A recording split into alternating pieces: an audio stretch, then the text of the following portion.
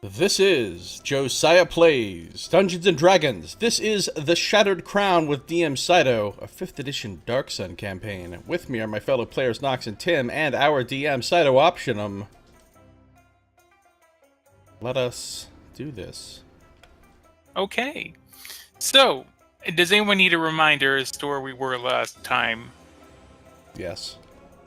Alright, so you three had just competed in the Memorial Games in Tyr for Rikus, and had been victorious.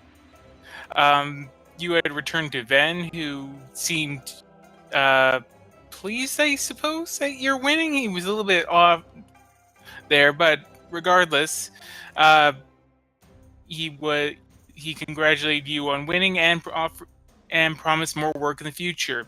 And this is in fact the first of our side count of the side content for the Shattered Crown. It's like DLC. Yay. I'm glad I purchased the season pass. Yeah. Indeed.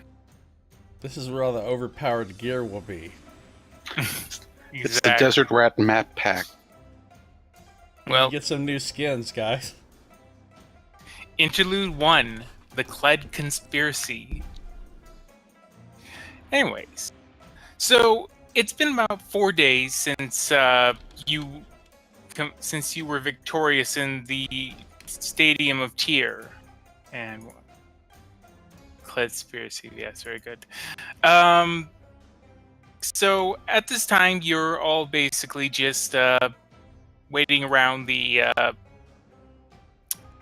Kanken cart. For those who need a reminder what that lovely place looks like. Our fine room. Exactly the accommodations you'd expect from the victors of such highly respected Memorial Games. Mm-hmm. Oh, yes. Mm-hmm. Well, I mean, technically, you were the opening day's victors. There's other days of the Memorial Games have more to it, and the real gladiators, one could say, are still to hit the field. Well, I suppose by now they would have completed. They were a three-day event. Anyways, so at about this time, you get a knock on your sort of door, which is more a plank that has a series of planks that have been adjoined to an opening in the wall. All right, I will investigate the planks. All right. And as you open the door, you are greeted with the sight of a small girl, who's, damn it, I forgot her name. Fuck. It's been a while for me too. I totally forgot the name of the girl. One sec. Is this like the Ven's Messenger girl? Yes. Did your hard drive die and eat all your notes too? No, but let me see here. Let me.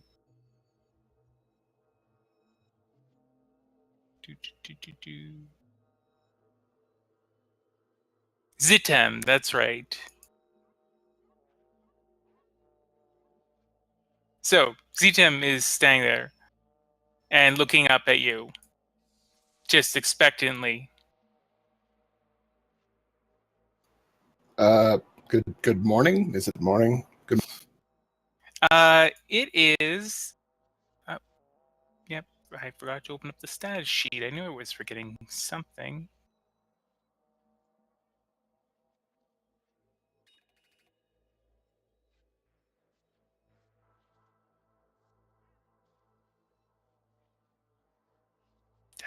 Come on.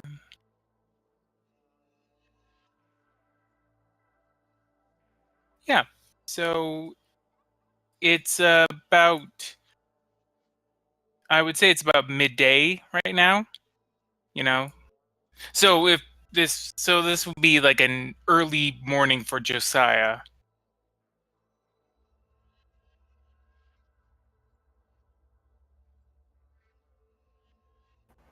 So, good afternoon, Zitem. Does he want to... That's right. He wants to see all you. Has a job for you. now or when? Now.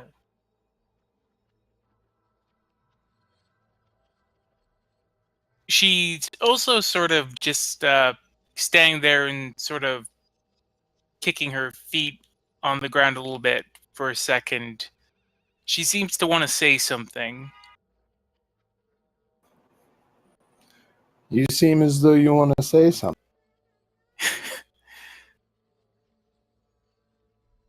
Is everything okay, Zitem? I mean, you look a little... Everything's all right. I just want to say thank you again for help with Kagak. And she pointedly looks over at Jomo, Who is Kagak again?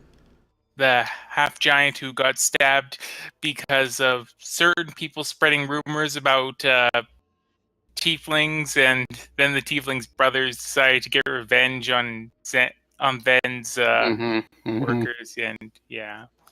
Can But I tell you, unintentionally starting a gang turf war is probably the coolest thing I've ever done in any role-playing game, and I hope it continues to escalate until, like, the city's in rubble. Well, looks like Jomo is going to be in a competition to see who burns down the city first. Of course, there's always Corwin who could potentially do it. He's the wild card there. That's true. Oh, You I probably mean, the will. zealots in the religion of the Great Northern Realm. There's nothing like a cult to get a city in an uproar. That's very true. All right. So, she looks over at Jomo, and yeah. Jomo, do you say anything? It was no great thing. Happy to help. Right, well, you better hurry. And she sort of runs off. You hear her little footsteps go down the stairs. Although you do hear a cracking noise midway, a pause, and then the footsteps continuing to run.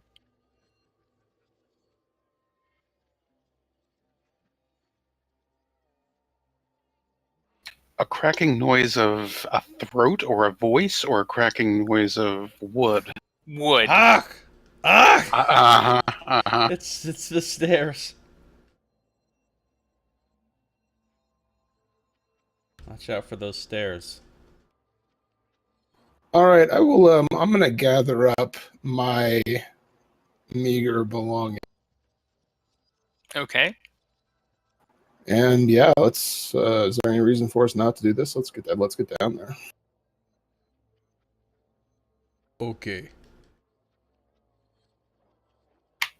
All right, then. I was hoping I'd get in some morning painting, but that can wait. All right. So the three of you head down to Ven's place, making your way through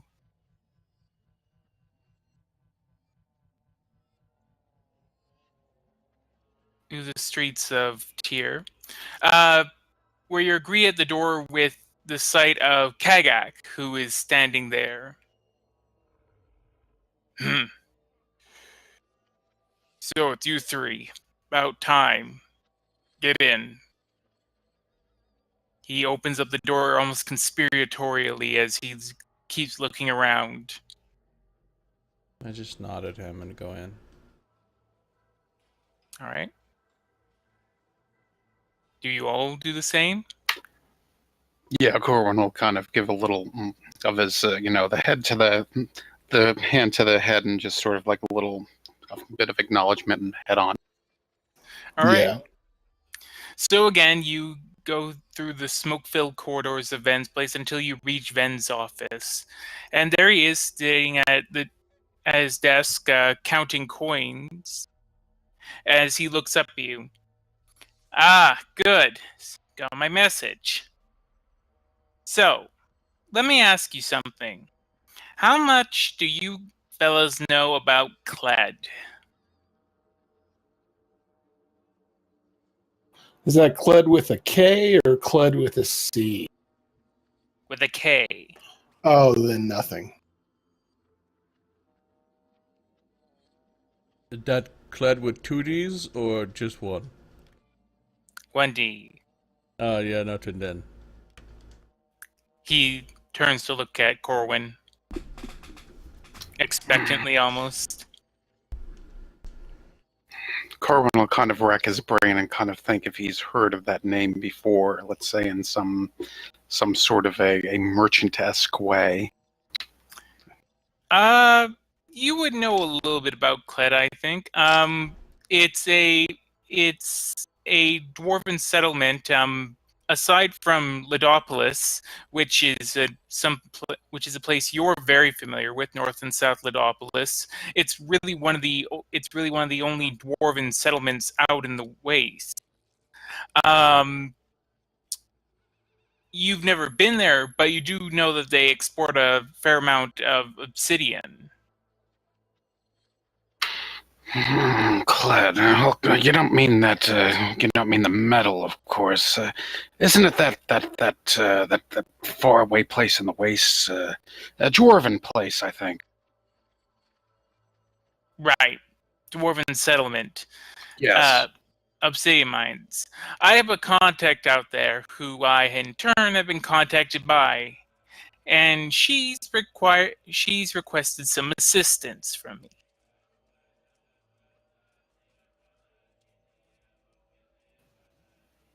What sort of assistance is needed for that? The kind which has you three going on a little bit of a road trip. Now look, according to my contact, a woman named Sanel, she works as part of the Caravaneers group there. She's said there's been apparently a number of deaths that have occurred, of people in town, as well as deaths of caravans. They've come under attack and been wiped out. Really attacking even the caravans? Right. And they're not sure who's behind? No idea. That's why she's contacted me, and in turn, I'm giving it to you.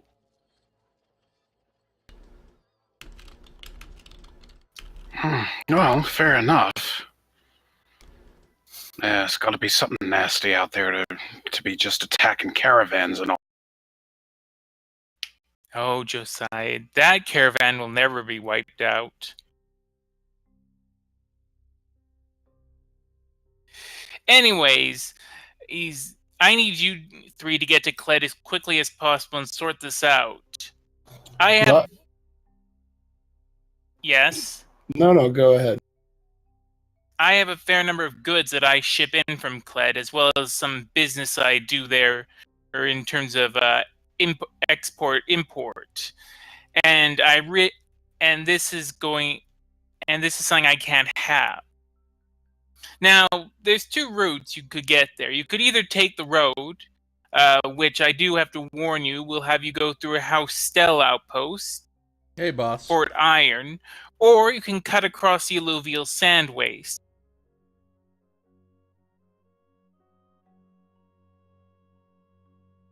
I do not have a fondness for sand waste, given recent. But which way do you think is safer? I'm leaving it up to you. You go across the waste, you might run into all sorts of nastiness out there. But Fort Iron, House Stell can be a bit intense. And let's just say I've had some less than stellar dealings with them in the past.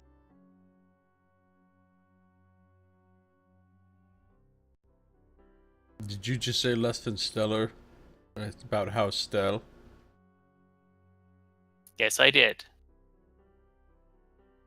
Is that a joke? He just sort of leans back in his chair and just sort of begins fanning his fingers together.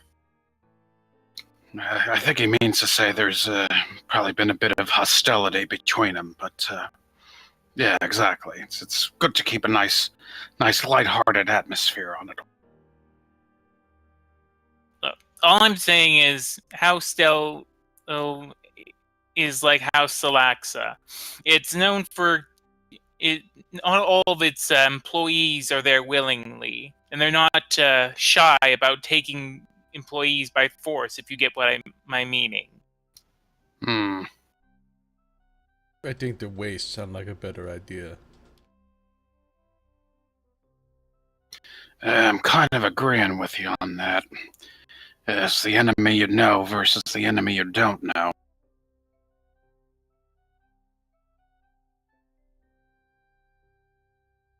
What do you think, Sinclair?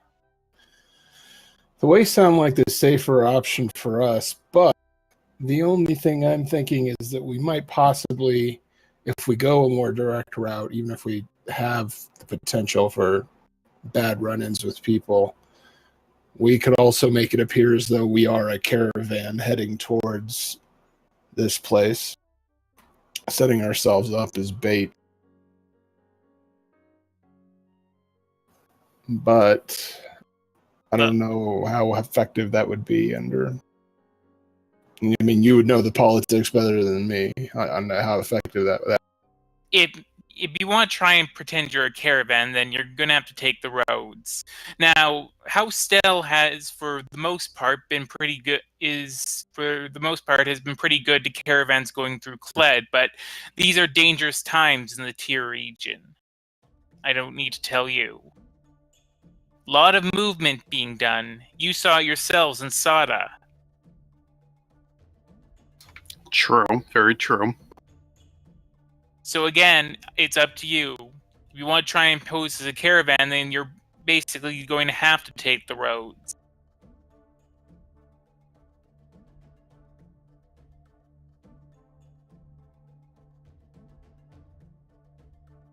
However you guys want to do it, it's fine with me. I think your instincts are probably the best. We can worry about setting up a trap when we get there. Just take the safer path to get there.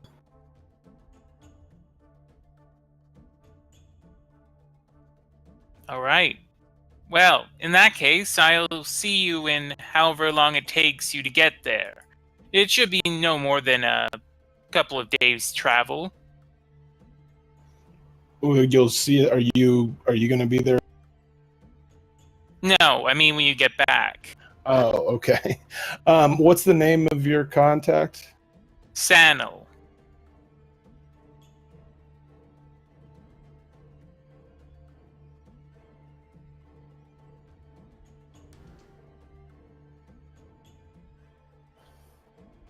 Okay, I guess all that's left is to provision up and get started.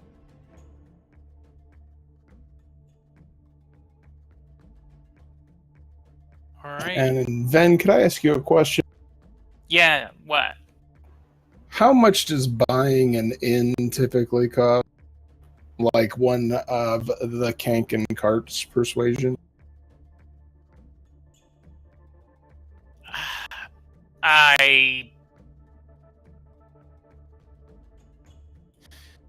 There's not a handout for buying, like, you know, commercial property.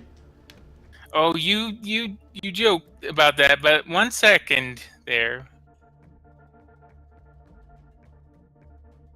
So help me God, I'm going to get that hole in our roof fixed if I have to buy everything that's under it. I mean, an inn like that, you're probably looking at, well, actually, 1 sec. Should I go by that one, or... There's so many things I can go by, you guys. 1 sec. Yeah, sure, screw it. I'll go by this. You're usually looking at least a few thousand enamel pieces.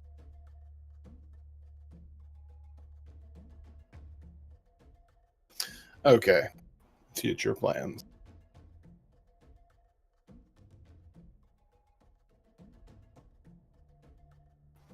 All right, well, let's go get our animal, whose name I don't remember. There we go. Yeah. Let's go All right. get them fed and watered and hit the road. All right. So you make your way through the city. As you go through it, you notice every so often you're getting a sort of glance from passerbys. Sometimes they just whisper, and other times they come up to you with words of congratulations for your victory in the arena.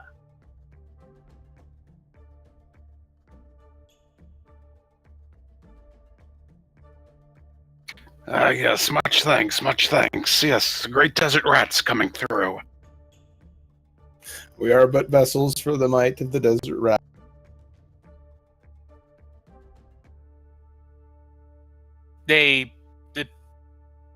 As you say it to people, they just sort of nod, and then they just sort of back away slowly.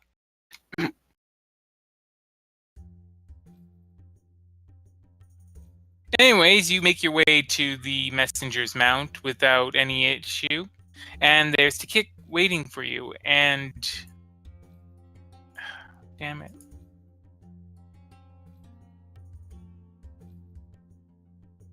How you doing, Boss Pie?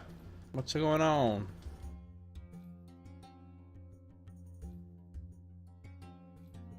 Did you say chicken was waiting for us? No, I said that Tikik was waiting for you. Oh, our Crodlu? Yep.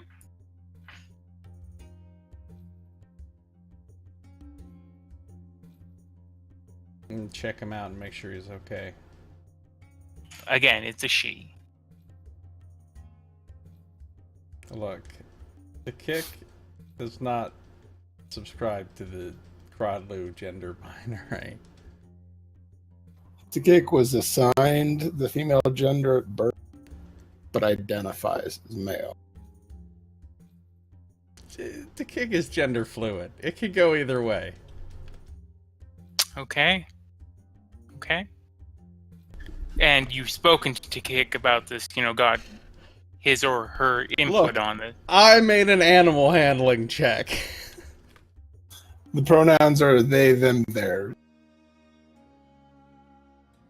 Well, that's only if they're non-binary. I mean, you did just say that identify differently. At least some. Oh, whatever. Someone is hammering. Anyways, so Ebel comes up to you, the purveyor of the messenger's mount. She's been in good health. Good health indeed. I am glad to hear that. So, are you heading out then?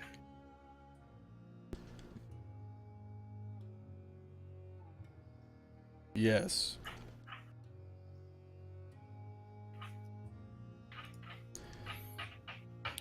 Well, in that case, I will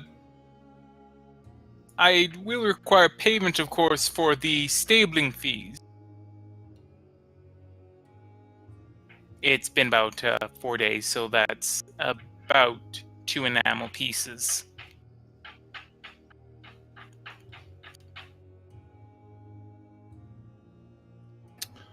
Yeah, I can fork over 2 enamel pieces.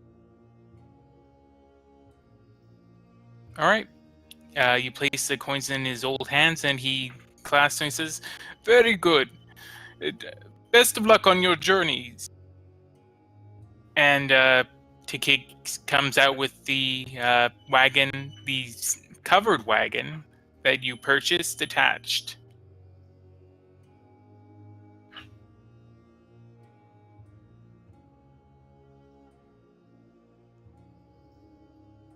Do we have a thing showing what we have on the wagon? We must. Yeah. Oh, I see it. So we'll kind of just check and see if our stuff is there and everything. Yep, everything's there. They take good care of the mounts here at the messenger's mount. And Yvonne had said it was just a couple of days travel over the way. I mean, you've never traveled to Kled, and you get the sense that Ben has probably never traveled to Kled, so you're not quite sure. It might, um, it might be that long, or it could be significantly longer. You're just gonna have to. I mean, you can get your map of the tier region out and see how close it is. Yeah, Let's look at the map. do that. All right.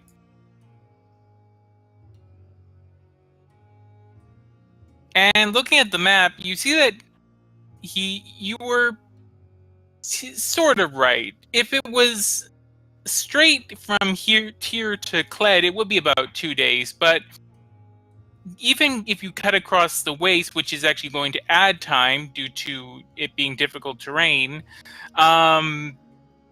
it's going to take longer than 2 days to get to Kled.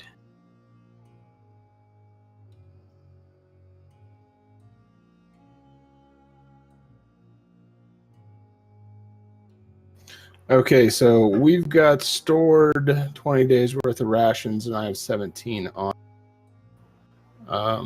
So I'm thinking I'm not going to bother with any more of that. Yeah, I got 10 on me. Plus, we have a lot of water. Yeah, we've got something like 80 pounds in the cart alone. Mm-hmm. So I think we should be well enough provisioned to not have to worry about it.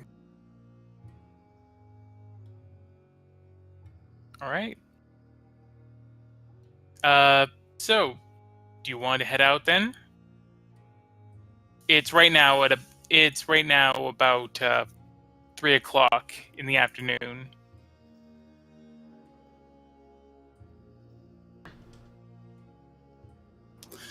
You know, I will say I'd like to minimize the amount of time that I'm spending sleeping under the stars, especially as we're traveling to an area that's known for caravan. So maybe just a little night on the town and then head out first thing in the morning. That is fine with me. Yeah, that does make a sort of sense. All right. Sirshu is sort of meandering about. You get the sense that she doesn't care too much one way or another. All right. In that case, you bring the cart back to Ibu, who says, "Oh, are you not setting out then?" Well, we'll be here first thing in the morning. Sorry for the confusion. Very well. So, what do you want to do?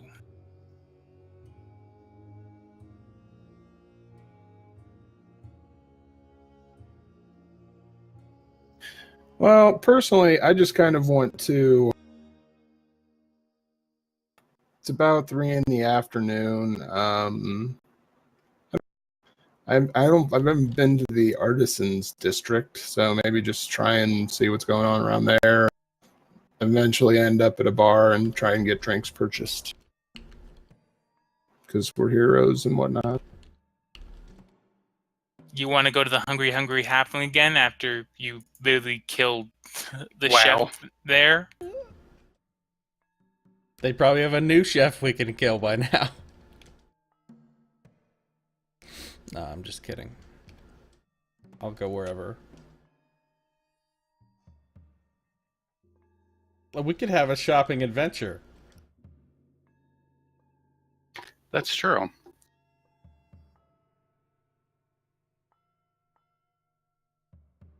Well, you don't really There's know. nothing I want to shop for, though. Well, that's a good start to a shopping adventure. Yeah, I'm thinking the only thing Corwin might be interested in is possibly going to the Wavir Emporium in Iron Square and just seeing if there's been any sighting of his Uncle Gerard in the caravan and anything like that lately. Okay. Do you guys want to split up or stay together?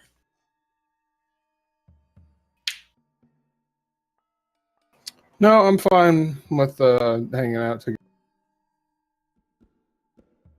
Stay Alright. together. All right. So, House Wavir Emporium. So you work your way through Caravan Way and head up to the House Wavir Emporium. There you're greeted by... Who is it again you're greeted by? God, so many handouts I have to go through. You're greeted by Belana, who sort of nods as you all enter. Welcome to the Emporium. What can I get you? Good day, good day. There's actually not much of goods that I'm looking for today, but I was just happening to wonder if possibly my Uncle Gerard's been by lately with the caravan. No, I'm afraid I haven't seen him. We've actually not had any caravans from Balak for a couple of days now. It seems a bit unusual. Sometimes we get lulls like this. We were expecting someone to come in that time, true, but sometimes there can be unexpected hindrances along the road. That's a good point. I know they have those blockades up and all that bureaucratic red tape. Indeed.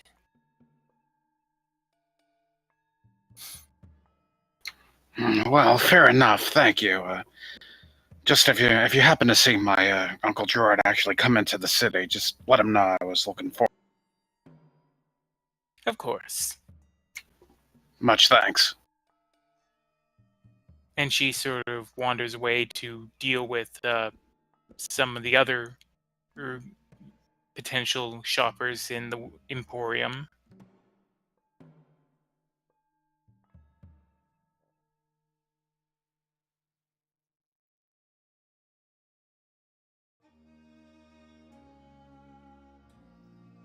So, what do you do now?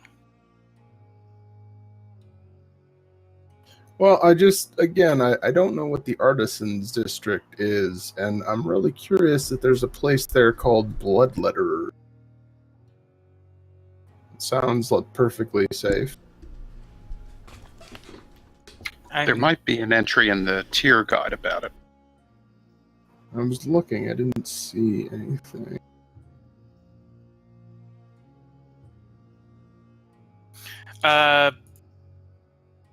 Consulting the guide, you're able to find an entry as to bloodletters, and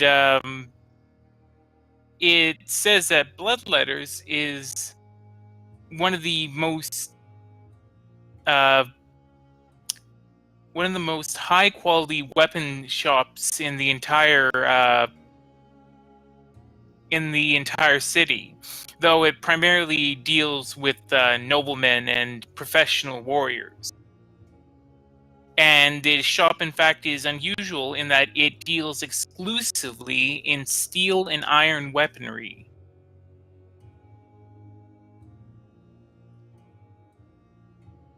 Ooh. Doesn't sound like the kind of place that would take kindly to window shop. Yeah, you somehow doubt that. I mean, the Artisans District is really more craftsmen, things like that. It's not really I shouldn't say it's not a tourist place or anything like that. You could go to Rafiq's Gallery, all those sorts of things, but it's not. It doesn't really have any inns or taverns there. It's not really what it's known for. Might be able to find like an artisanal wine shop or something like that, but even then you'd probably better served by looking in the Merchant District or somewhere near the Elven Market. And plus, I imagine that that district is the sort of place that, well, they're a little bit too hoity-toity for, people that just happen to be wearing their functional desert clothes. Yeah, they might frown at that a bit. But again, you have to remember the city is jam-packed with refugees, so people are a little bit more tolerant right now than they would otherwise be. And before he says something about come up ants. Nice.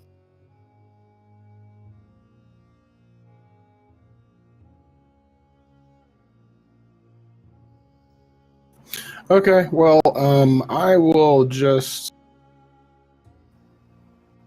I know there are places in the city that are considered quote unquote dangerous, so not there, but we've kind of only seen one or two areas, so I guess I just kind of would spend or suggest that I would like to spend a couple hours just walking around, maybe familiarizing myself with the place a little bit more, and then end up back at some place like the Drunken Giant, whatever the Zagat Guide to Tier Eatery says is the least likely place to get you killed.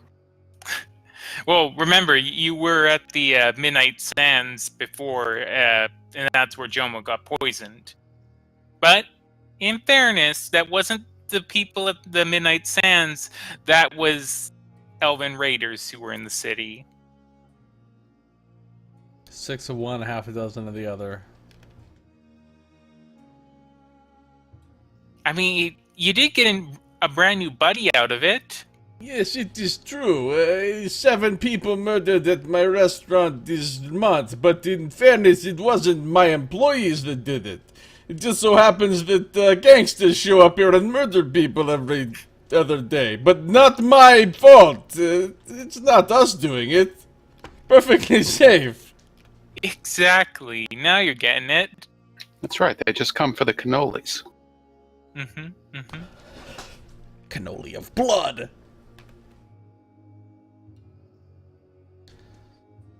Yeah, so what are we doing? Well, Sinclair just wants to walk through the city a bit. Just take a look around, see what sights you Sinclair can wants see. to do some antiquing or something, apparently. Yeah, we can walk around if you want. Heck, we could even check out and see how old Balthazar is doing at the Bazaar of the Bazaar. I'm sure he's made quite a profit off of my paintings such far. Especially with, our having been, a bit of celebrities now with our notoriety and their... We are absolutely doing that. All right. So do you want to make your way there immediately? It doesn't have to be immediate. It can be part of the wandering as we sort of meander in the general direction. Where is this Balthazar's whatever?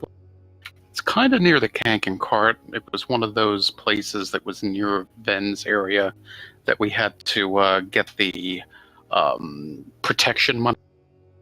Oh, that's right. Yeah.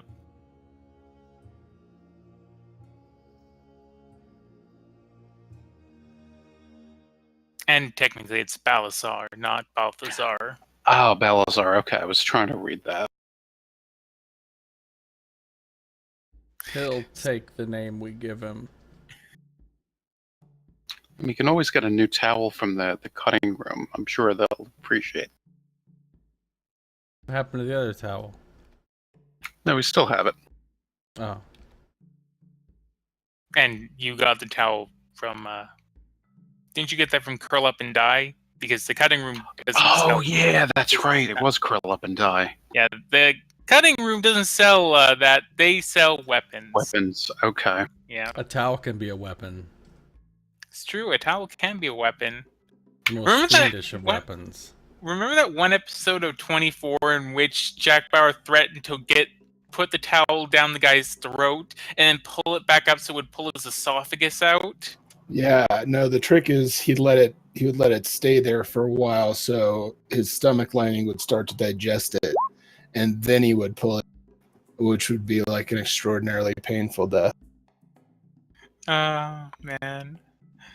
Those were the good old days before 24 then started getting really, really weird and self-conscious about the torture. Yeah. I like the one where he tortured somebody with a lamp. Oh, Jack. Good times. So, have we burned down the city yet? Nope, city's not burned down. It's still all right. I mean, Okay. Sinclair's had that vision of things burning and of someone saying that he did a good job. I did. Remember at the end of the last episode? I'm gonna have to request that you reiterate that to me. You'll like it because I remember last time you were floored by it when you got that vision. Yeah, you basically got a vision of that remind you of something from your past, of the monastery burning.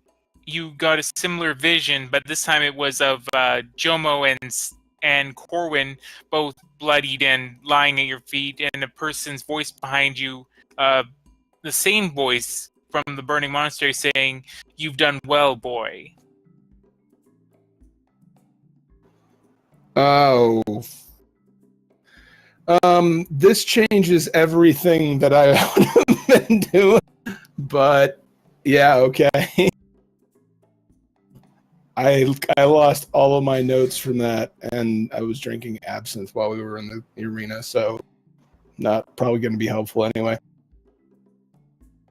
But Look, yeah, I'm the only one that's allowed to lose all my notes. You can't. That's my thing.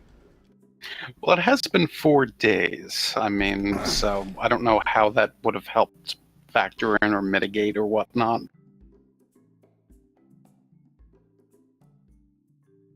What's up, it would have Amarath? just How been a you doing? very, very nervous 4 days. I would have not left the place. I would have spent a lot of time in meditation. Hey, during that time, how much time did I get to spend practicing reading with Seer? Oh, that's true. That's true. You would have also had more time. So, Put me down for a few hours of that, at least. yeah. So, 1 second.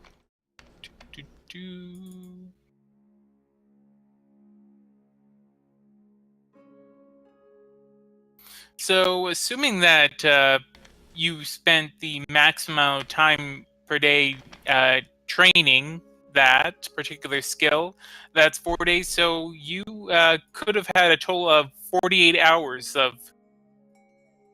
I don't think I would do it that many hours a day. I'd probably just spend about 6 hours a day. Okay, so 24 hours a day, or 24 hours in total. So you feel like you're starting to grasp some of the basics of reading. You're still a fair distance away from being literate, but things are beginning to come together for you.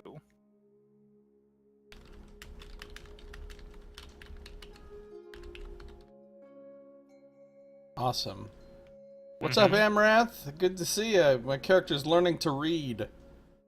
Fun times have started already, yeah.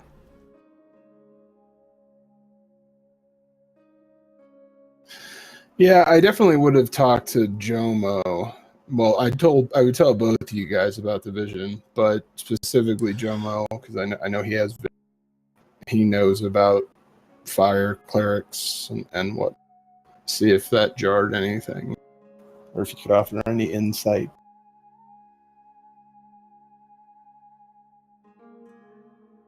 Well, Jomo, do you have any insight to offer? The ways of the flame are mysterious.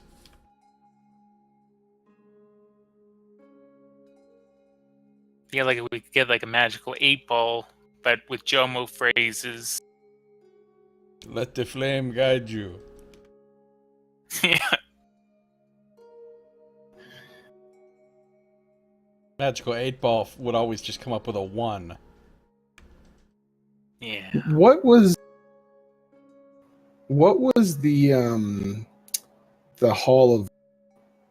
I know it was a place we went to save Jomo, But what is true. it?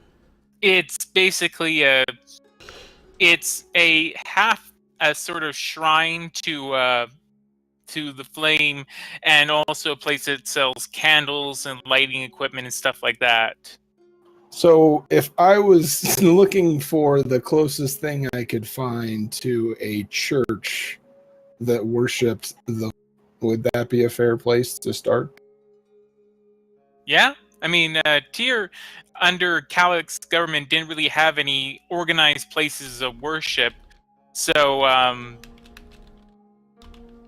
this would be probably about the closest that you have, unless you want to try and go back to the Tarn again. You know, after almost burning that down. Yeah, we're real welcome at the Tarn.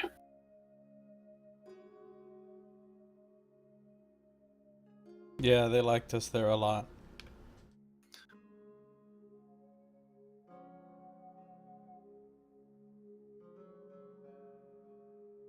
Okay, so yeah, then I will we can say that we do that today or whenever, but at some point I will have gone over there and just see if I couldn't get any guidance on that vision from the guy. All right, do you want to do this with the group, or do you want to do it separately? I'll tell the group about the vision, but say, that's what I'm going to do, but I'm not going to either invite or disinvite.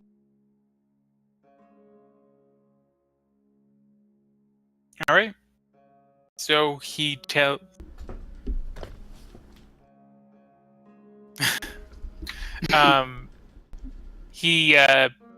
Sinclair tells you his plans. What do you two say? All right, sure. If you feel like you need to go there, but my guess is you probably got a little maybe overexcited with all the goings on at the arena and that kind of thing. I know I had a little bit of weird dreams myself involving that, but sure, if you want to go there, that's perfectly fine. And you could always stop by Vinny's Valued Pets. See if you can get a pet there, like a Harum lizard or the like. Or a Harum or a critic lizard or something like that. It does, Amaranth. No, I think I'll skip out on that for the time being. I'm just saying, you could become a crazy Harum person, just locked in your house, with just like a dozen Harum everywhere. I hear that if you die alone, the room will eat you. That seems kind of...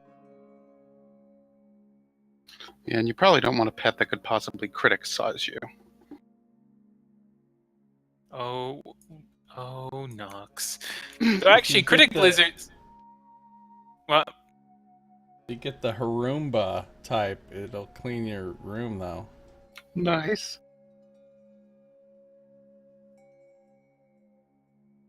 Nothing in this place is safe. In this world is safe from your puns. It's the highest form of humor. Yeah, All right. I've heard that.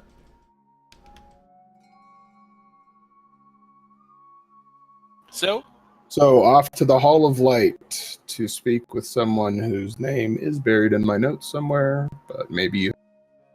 Laurel Wish. All right. All right.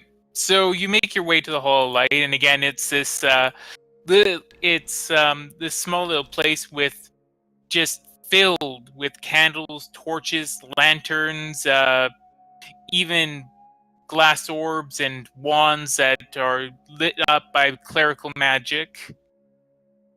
And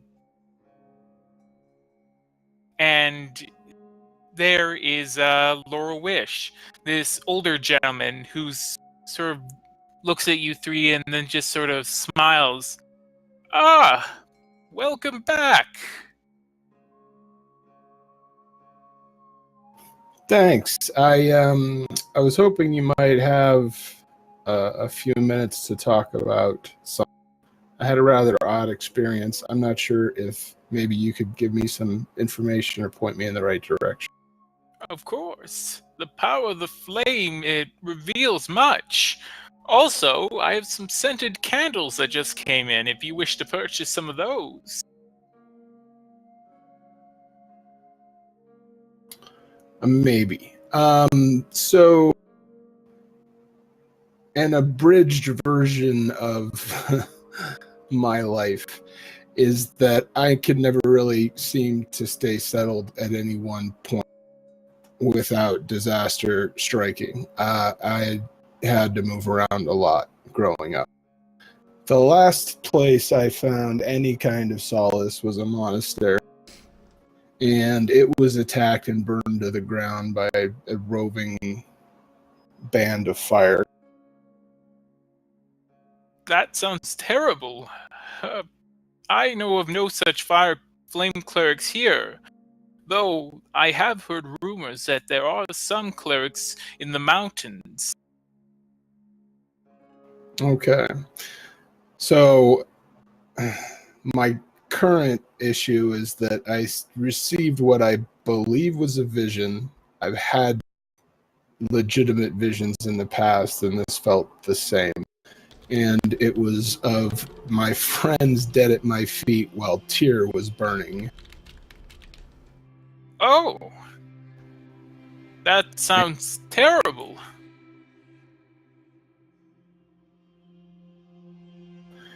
And I, beyond a voice behind me congratulating me for what I.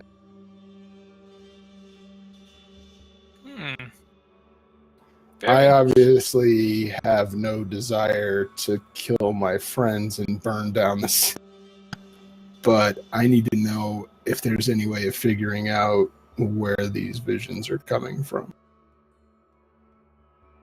Well, I could attempt to do some augury with you. Please, sit down. And he sort of offers you a chair. Okay, I'll sit down. He looks at you, and then he goes and fetches 2 candles, which he sets to either side of you and lights them both. And he presses his hand against your forehead. Let the power of flame guide and reveal this one's path. Let there be light where there was only darkness. And you begin to feel this sort of warmth in your forehead. And Laurel's sort of, his eyes roll back in his head as he begins muttering just random phrases, it seems like, under his breath. Until finally he stops and goes, "You have seen much in the way of heartache and pain. Yours is a life that has been one of tragedy, but I'm afraid your future is murky. I cannot unveil it. The light does not seem to reach there."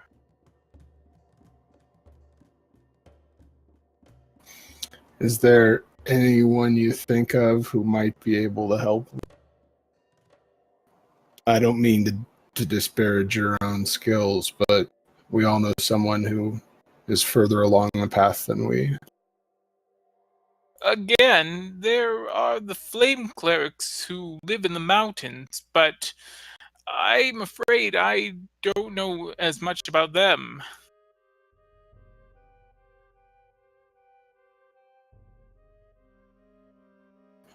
Okay, well, thank you for your help.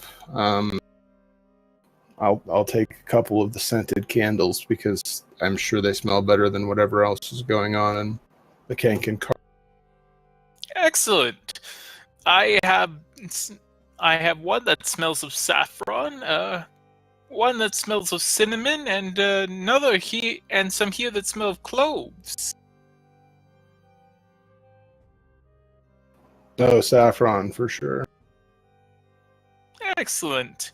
And he sort of What's up, grabs son? his candle and packs it away into a little hemp sack, which he hands to you. Okay, how much for the candle? That will be 5. Oh, sorry. Oh shit. Speaking of things going in your throat, I think I swallowed some dust or something. Sorry about that. That will be 3 slate pieces. Okay, I will. I'll give him an enamel piece and God, say thanks again for your help, Oh, for trying. thank you.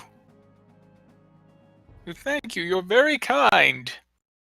And he also looks at Joe. And how are you doing? Are you doing well? Are you still having those hallucinations of this spirit? Yes. It is always around. I see. Well, hopefully that can be dealt with. You know, I've heard of a new technique called trepanation, which apparently has had great success in relieving such troubles. Really? This sounds interesting. What is it? I'm not quite sure myself. I only have heard it mentioned by a couple of other clerics. Do I know what it is? I would say that you can make a history check. I just rolled medicine. I can do history if that's better. Oh yeah, you know what it is. It's drilling a hole into a person's skull. Joe, trepanation is the fancy name for stabbing someone in the head and hoping that they get better. Ah, sounds good. Could work. No, it couldn't. What's Your up, son? shoe just How sort you of doing? is looking at you. Don't do that. I think the spirit is afraid that it will work and she will go away. Well, I think it's probably because she knows it would most likely kill you, which would make her go. Hey, what happens to you if I die? Yeah. I die. Hmm.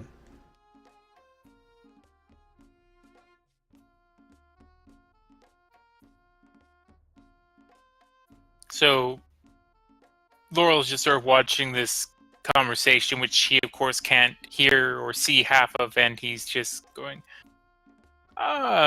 yes, that's good.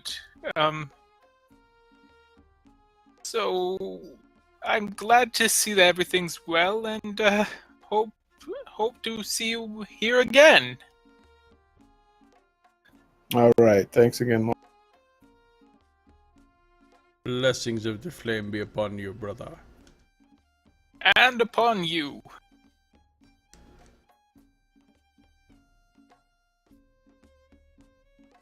So it's now about 4:30 in the afternoon. What do you guys want to do now? Well, yeah, I still definitely want to see how the art market has responded to Nox's superb performance in the arena. Nice, son. You Nice. get your PC stuff soon? Awesome.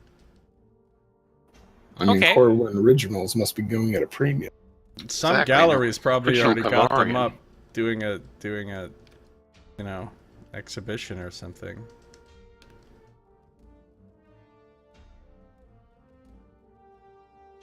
All right. Well, you guys head across town to to Balasar's Bazaar of the Bazaar, and again you're greeted with the strange sights of the bazaar: the petrified cake, the strangely shaped bones and pieces of amber, And now hanging on the wall are Corwin's art.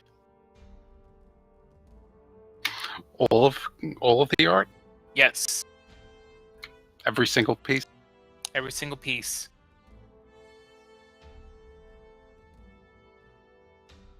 Hello again. Is it time? I didn't think that I had to pay my protection fees again so early. No, don't worry. I just happened to be, well, my friends and I were in the area, and well, we figured you would probably be doing quite well with the paintings that you'd purchased, since, well, we recently won in the arena, and you know, a little bit of celebrity at the moment. But yeah, I was just wondering to see how you were doing with those. He must have They, loved them too much to sell them. My thoughts exactly. I've certainly gotten a few questions about them. And more. There's been a couple of fellows who, in fact, I believe were asking about you, having heard that you were a victor in the arena, but they were not so much interested in your art, I'm afraid.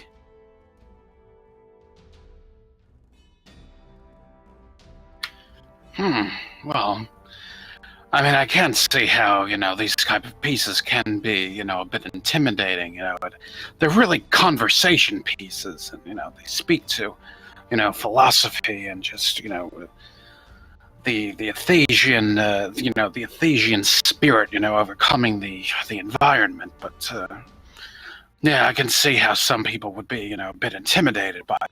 That's one word for it.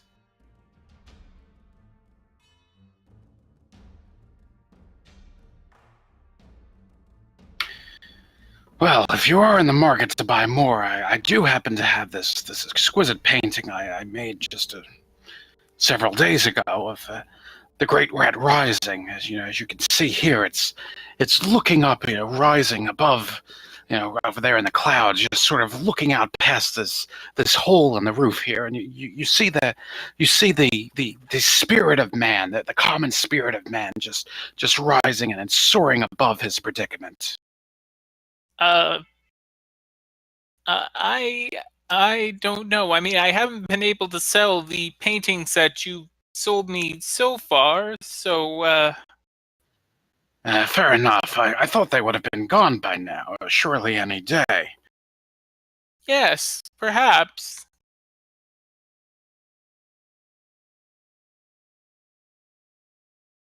It's okay, you can admit that you just wanted to keep them. Uh, he just sort of gives you an uneasy smile and just sort of is tapping his fingers on his countertop. It's true, it is the kind of thing that only appreciates in value.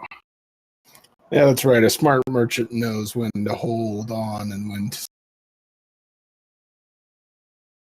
Certainly. I don't suppose you'd like them back. No, I can always create more, you know, works of art. As you see here, I'm working on this one. I haven't quite gotten it right, but you see that the great desert rat is looking out, you know, across the mountains there, and you see the sunrise in the background as it looks upon a new day. And, there's just so many pieces to make, and just so little time. Of course. I can only imagine what wonderful works you'll create. And he again sort of gives this uneasy grin. Well, if that's about it, I think I actually might close up early today. Congratulations on your victory in the arena. Yes, thank you very much. Okay, well, goodbye. Be seeing you. All right, and he sort of ushers you out as he closes the door, and you hear the sound of the door locking behind you.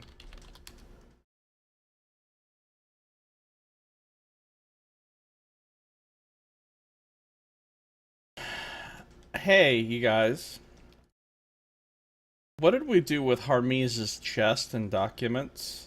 Did we give all that over to Ven? I think we did. Mm-hmm. Yeah, but I want to say there was something else about that. Was there anything There- else in the chest besides the documents? There There was those lumps of iron, and there was like samples of things.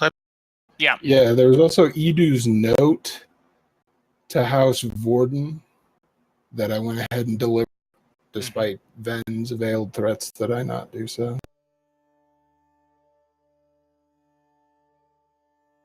I mean, this vision's starting to make more and more sense.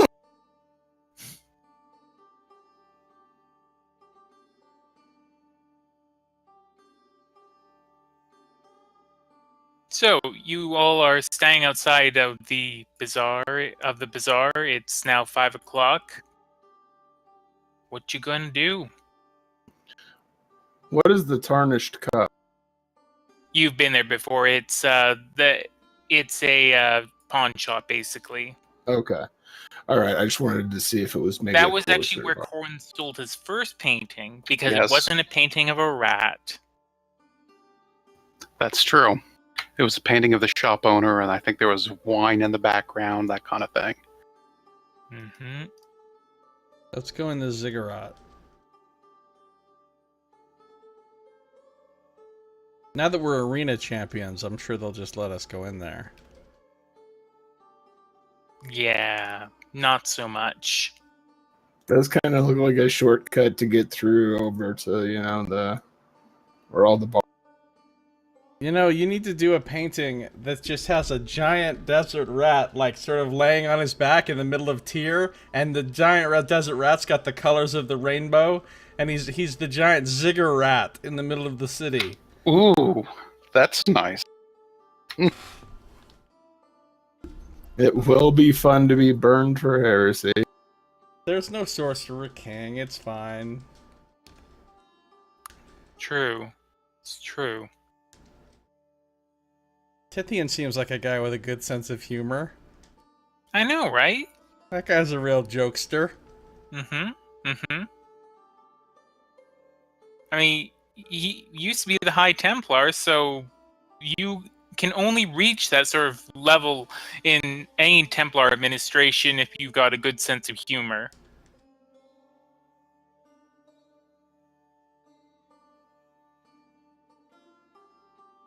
So what are we doing now? Just find some place to eat and drink a little, talk to the populace. I'd like to get someplace where maybe I can make some, I don't know if it would be investigation checks or something like that to see if anybody knows anything about these fire clerics.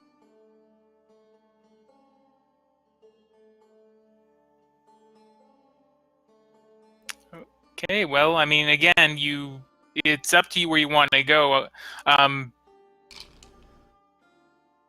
You could head to Shadow Square or potentially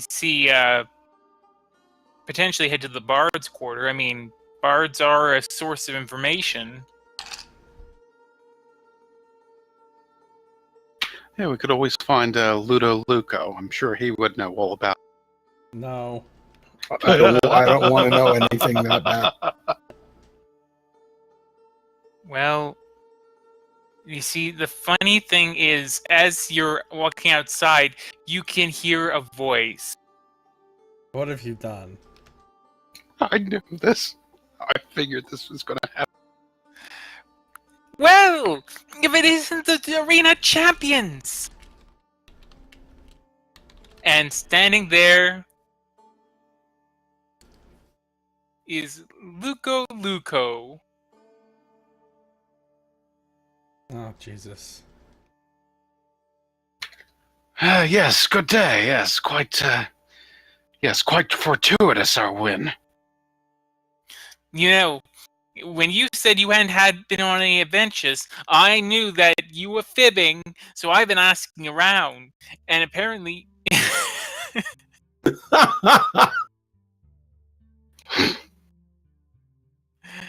Unfortunately, the scorching ray misses, sets fire to yourself and Corwin, who then falls down to the ground dead in front of Sinclair, who then suddenly hears a voice behind him saying that he's done well.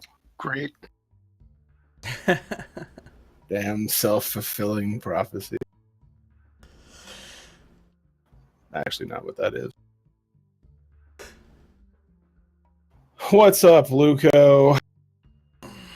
Well, I was here to say that I am more than pleased that you were the victors of the arena, and I'm planning to write an epic ballad about you. Great. Mm-hmm. Would you like to hear a bit of what I've got right now? Could you instead hit me over the head with your loot? Well, I mean, I could do that, but I don't know why you'd want me to do that. I could hit you over the head with a song. You know, I think that it'd probably be best for us to hear the completed version as a whole. You know, art kind of can lose some of its mystery when you're seeing the process of it being made.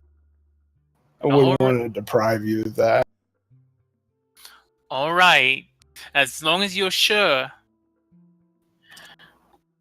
Well, he does have a good point. You know, I have the sketch of the rat, the great desert rat, looking across the mountains, you know, at the sunrise, and it's not quite completed, you know. So, you know, I could see how possibly looking at something, you know, in mid creation, you know, can turn you off to the finished product. Well, all right then. But I will be seeing you, and you can expect that everyone will know your names once I bring out my new ballad. I shall do my best to prepare for the overwhelming fame that is sure to come our way. And he Where just can we hire a bodyguard to deal with the throngs of masses? And he just sort of gives you a big grin, and then just without even a care in the world, just spins around, and while strumming his lute, begins to wander away. Look, I'm calling it right now. I don't know what the big bad guy of campaign is, but it's this guy. I mean, that's where I'm putting all my money there, right? He did it.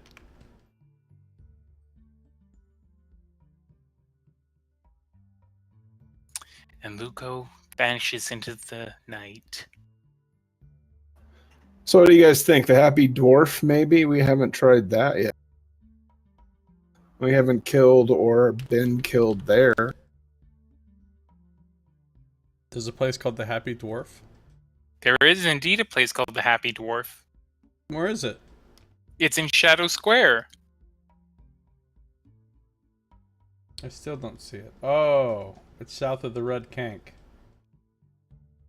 Mm-hmm. Which places have we been to in Shadow Square? You've only been to one. You've been to the Midnight Sand, which We went to the Rat's Nest, didn't we? We 'Cause did. He tried you to sell did. paintings there. That's right. You did go to the Rat's Nest. They Tried weren't selling having it. paintings there, and yeah, they didn't like it. She's like, "Oh, the paintings are going to turn people off of their food." Once we're big, like arena stars or whatever, these people are going to regret that they didn't buy your paintings when they had the chance. Exactly. All right. So, do you want to head to the Happy Dwarf then? Yes. Sure, why not? All right. At least they'll have booze. Hashtag casual racial stereotypes. Well, as you reach Shadow Square, and see the throngs of people, again, you're getting a few looks from people and the odd word of congratulations for your victory, and walk into the Happy Dwarf. You are met with the sight of shelves filled with ales, liquors, every sort of drink imaginable. Sorry.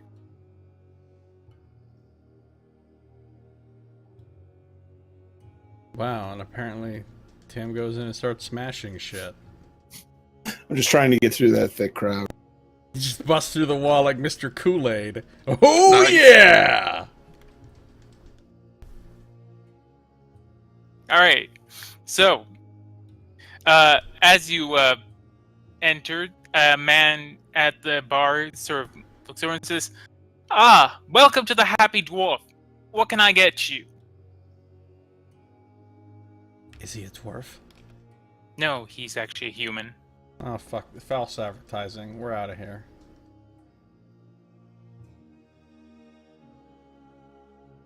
Bait and switch. Well, yeah, something to.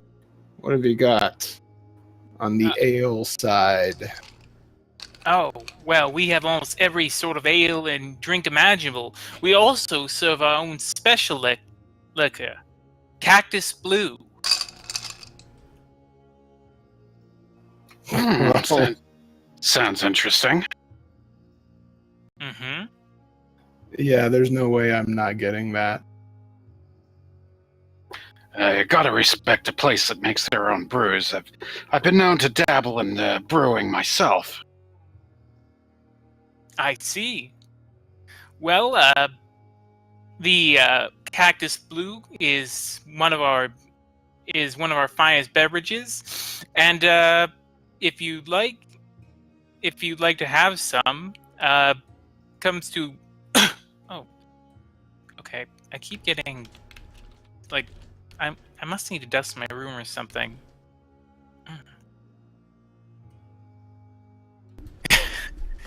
Yeah. Oh, where did I put that? All right. So, I can get you a bottle of it.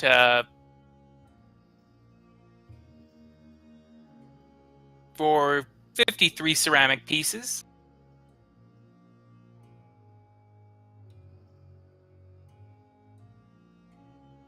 You know what? Why not? We embarking on a journey tomorrow. Might as well enjoy ourselves.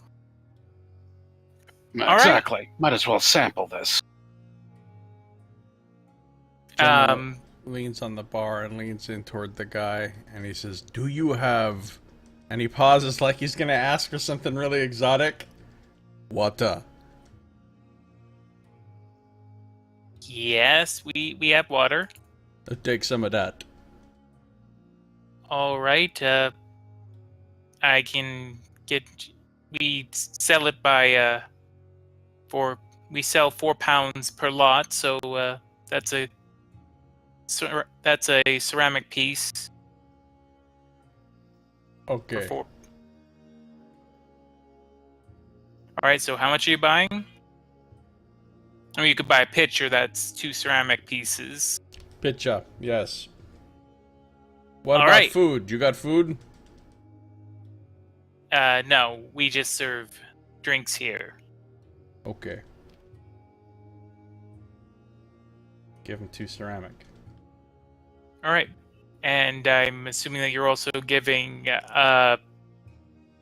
him, Sinclair, the money for the Cactus Blue. Yeah, Corwin, I got 4 slate pieces. Can you cover them?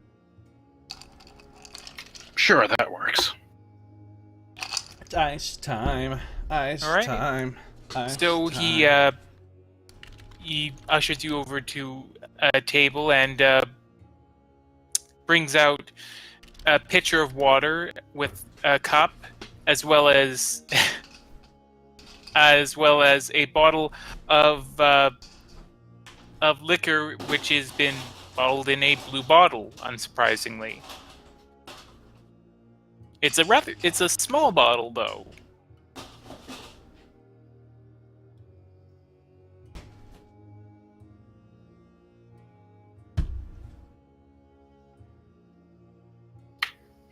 I'd probably wager that would be pretty potent stuff. Yeah, if we're in the Happy Dwarf and this is their signature beverage, I'm going to start slow.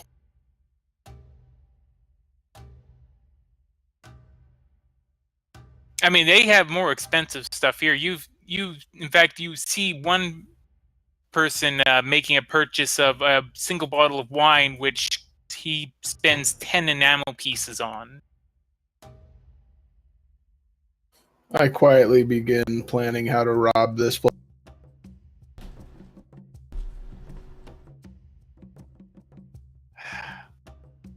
Just trying to make that prophecy come true. Anyways, so the cactus blue has been brought out. What did he bring it out with, like goblets or I don't Cups. know, shot glasses, Cups, yep. Flame, Okay, so reveal the impurities in these things. I'm casting detect poison and disease. Okay. You detect absolutely no poison nor disease in these drinks. They are safe to drink. It's safe. okay, so I'll pour a timid little bit into a cup and give it. All right. When you drink it, at first you don't get much of a flavor. It's a bit like drinking cactus water. But all of a sudden you're hit with this sweet taste that sort of rushes into your mouth, and then this sort of biting sensation in the back of your tongue.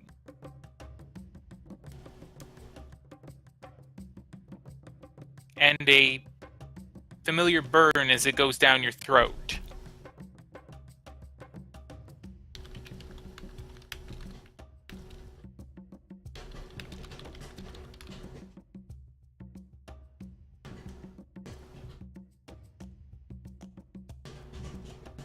Now that's not bad. Not bad at all. How busy is this place? It's fairly busy.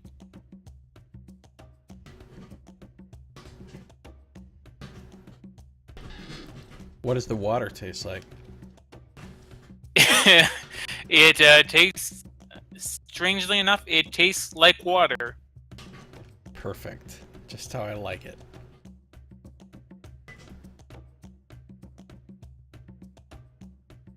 Jomo, do you ever drink? I don't think we've ever seen you drink. Jomo I does mean, not anything that- drink. Why is that? One must be clear-headed to understand the will of the flame. Well, you're missing out, I'll say that.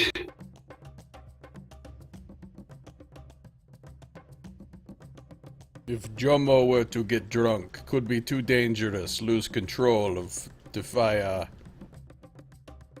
Jomo has seen this before in the tribe that he lived with. Some of the fire singers drink too much, end up burning everything down. Not good. The trick is to get that particular kind of balance. You know, you want a little bit of danger in your life, but not quite too much.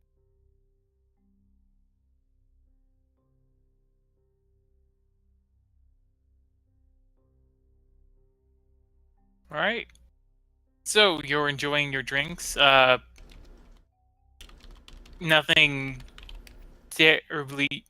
Oh, that's okay. You're enjoying your drinks. Yeah, there's not anything especially noteworthy happening. You hear one group though talking about how they might try and go into the Screaming Cellar.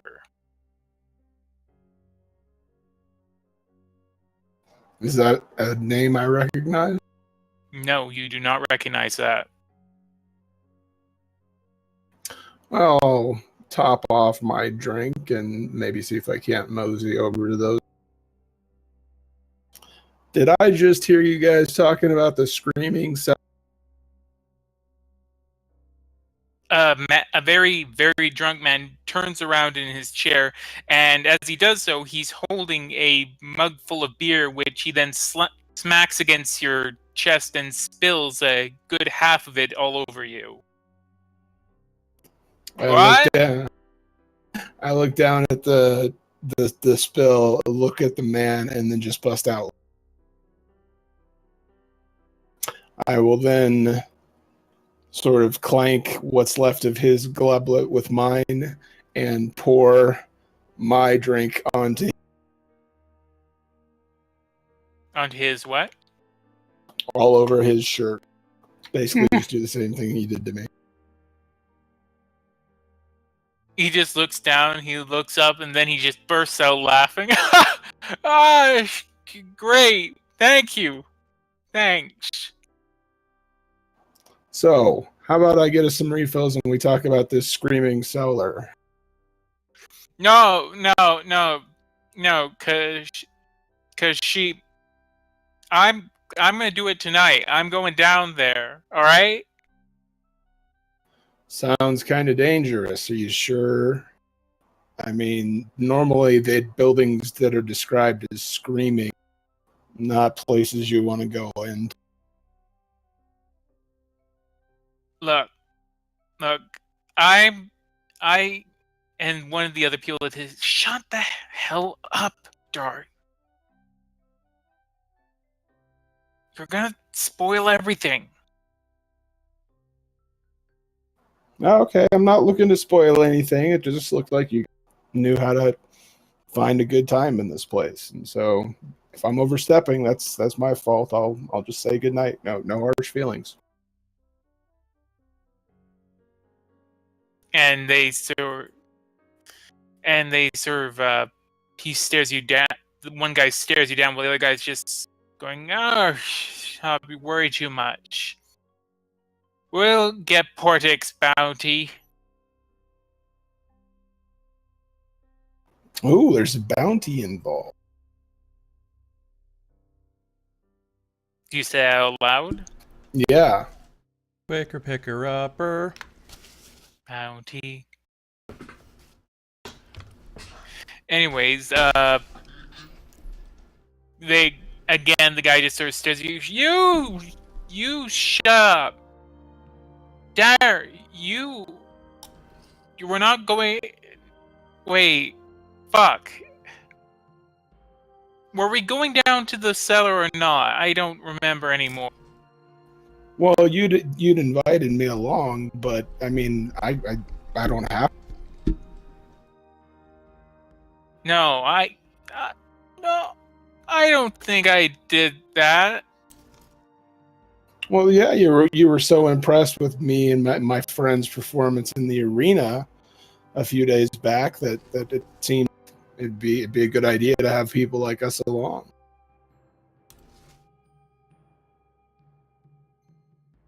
Who? You were in the arena? Don't tell me you haven't heard of the renowned warriors of the Great Desert.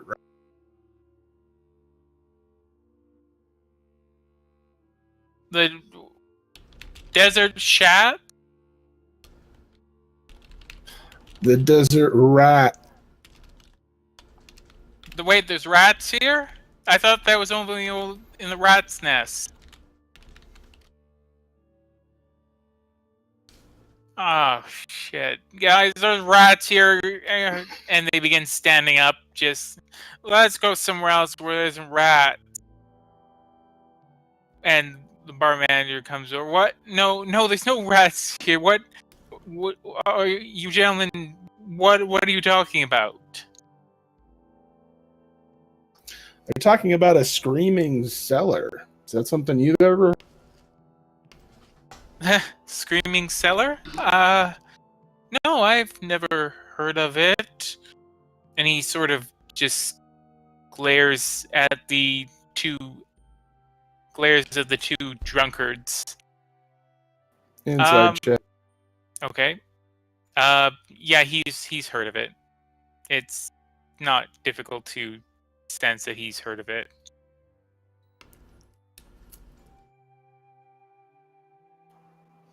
Okay, well, I was just trying to make a little friendly conversation. Look, just there's always the odd drunken idiot who wanders down there and never comes back up, okay? Just stay away from that place. It's no good, all right? Okay, thanks for the tip. See you later, Amaranth. Have a good one. Thanks for coming. One of the drunkards goes, I can show you where it is on your map. And he pokes you in the chest. That's my shirt, but I'll go ahead and grab my map so you can show me where. No, see, what I meant to say was, it's just outside Shadow Square. It's where the old inn was. You remember that inn? That inn? That was a good inn. That was a good inn. The foaming jugs. It was a good inn. I bet based off of the name alone, there was some pretty high traffic. Yeah. Then there was. Then those raiders came in, and the bartender is just like, oh, "Shut up!"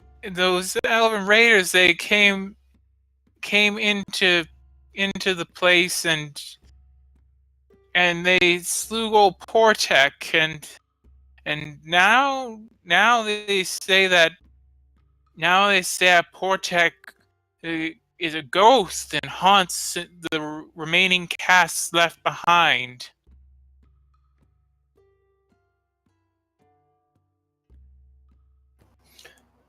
You happen to say which elven race?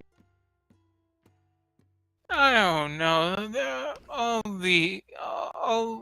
these pointy ears bastards. You can't trust them.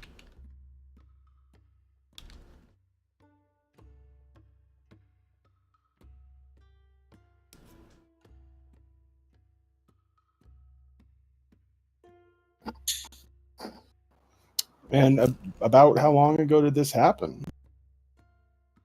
Oh, it was only a few years ago. It was about 30 years ago.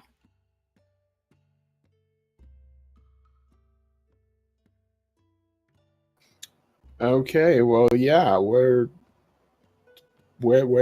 is it? Show me on the map. And he just sort of he goes to the map of Tyr and just randomly points his finger, covering pretty much the whole. His finger just pretty much covers the whole of the Shadow Square area, because he keeps moving it around. He's not really giving you a particularly good description. All right. Well, hey, it was pleasant meeting you guys. You have a good. Yeah. I'm gonna go piss. And then he just sort of wanders outside, blankly staring forward.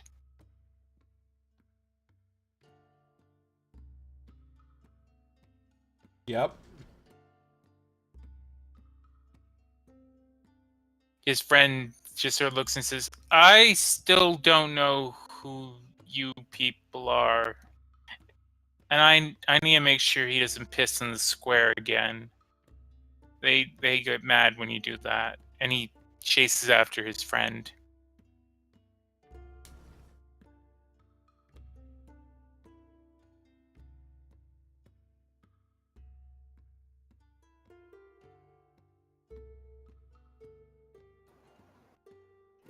All right. Well, I'll just head back to our table and tell the guys no, whatever. Sounded like a lot of drunken nothing, but the Elven Raider thing was the only thing that gave me pause, knowing what Jomo's issues are. What's this about Elven Raiders? Apparently, they came through at some point between a few and 30 years and killed the proprietor of an inn called the Frothing Jugs. And now I like how you've already got several of those details wrong. It's amazing. you know, things happen. And now there's a whaling cellar, and he was going to go down there. The owner says every so often people go down and die or don't come back. Ah. Sounds like Elven Raiders. So they usually wouldn't come and strike in the heart of a city like this. Wonder how they got away with it.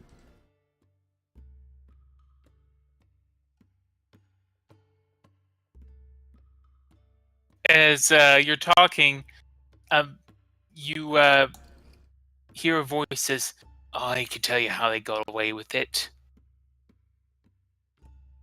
Oh, look. There's in the corner a grizzled old man with a mug of beer and a look of knowing in his eye.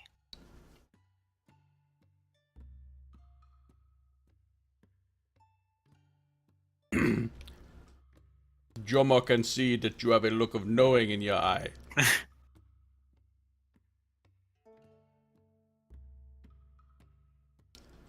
He then sort of beckons you closer with one finger. Alright, I'll go over there. All right. As you sit down, he puts his hand on the table. See, it's a sad story it is. That of the screaming cellar. Good old Portek, the dwarven bodyguard he was hired to guard the foaming jug cellar. Keep it safe from any fiends or the like who would come after the wine there. Some of the most high-priced wine you could find in Shadow Square, and that's saying something. Well, one day, Elven Raiders came through. And you know how they came through?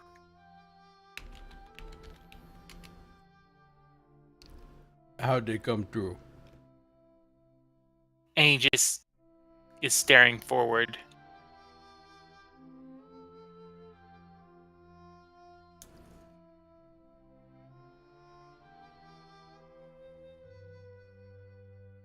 Did you forget? He's dead silent as he stares forward. I'm gonna look to see where he's looking. He doesn't appear to be looking at anything in particular. I just wait. He's still staring, with his finger pointed out and his other hand clasped around his mug. What's he pointing at? Doesn't. Again, it looks like he was pointing at Jomo for emphasis, but he's not saying anything.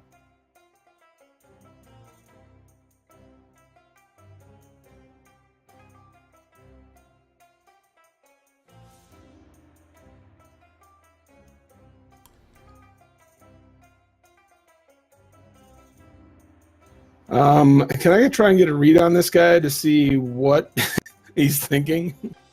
All right, go ahead. He is impenetrable. You can get no sense. It's like he's not thinking anything at all.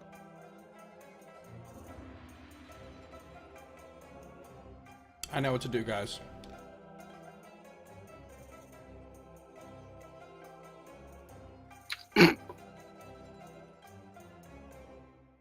Somewhere out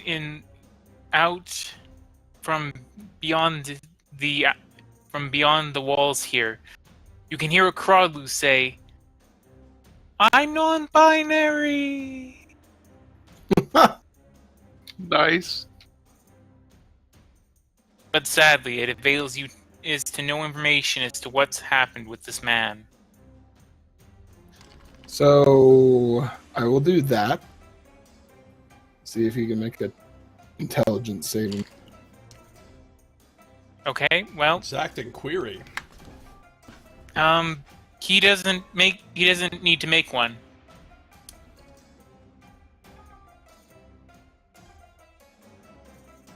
Is he dead? You're not sure. But you do get the sense that that you're sending out some telepathic contact and you're not getting a whole lot back.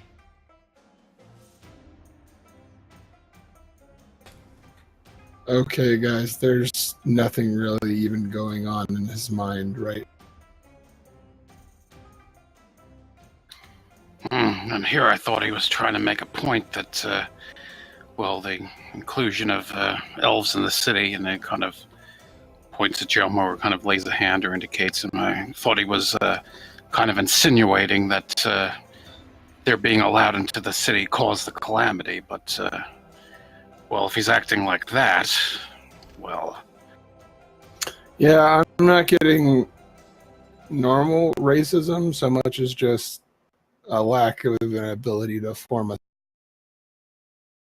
I'm gonna check him out with medicine. See if he had a stroke or something. Alright. Well, whatever he was having, I think we shouldn't have that particular brew here. You look over this man, but you're not able to get a sense as to whether has stroke or anything. So you try the final thing, your medical handbook that you can try. You poke him, and his head just slams forward onto the table. He's dead.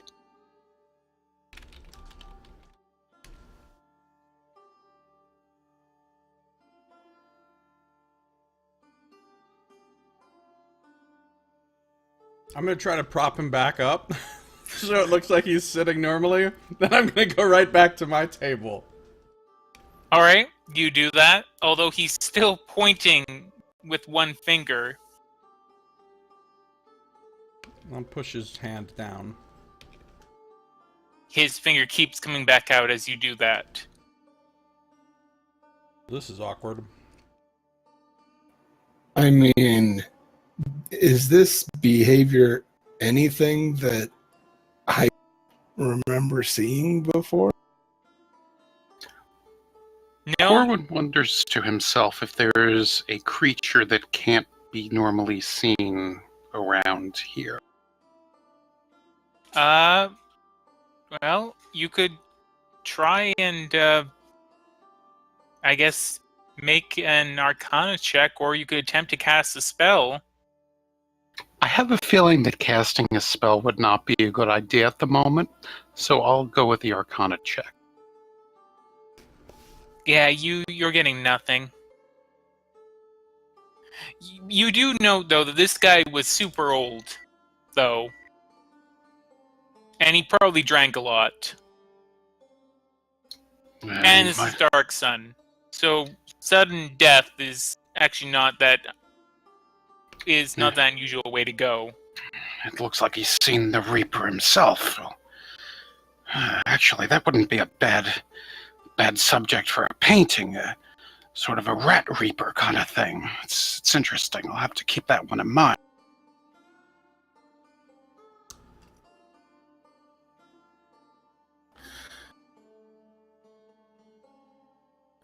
Okay, any any obvious darts or anything that I poking out of his neck or something? No. He just is standing there, his eyes staring straight forward, pointing at Jomo. Does it continue to point at Jomo even when Jomo moves back to the... No, it doesn't. Although actually, where Jomo's positioned, unfortunately by happenstance, is directly like if his finger was a ray, Jomo's positioning exactly puts him still in the pointing of the finger. I'm gonna sit somewhere else that it's not pointing at. All right. Well, the finger's not pointing at you anymore. What is it pointing at? Now the finger is just pointing at a random table. Well, those have to be the most rhetorically inconvenient last words anyone has ever...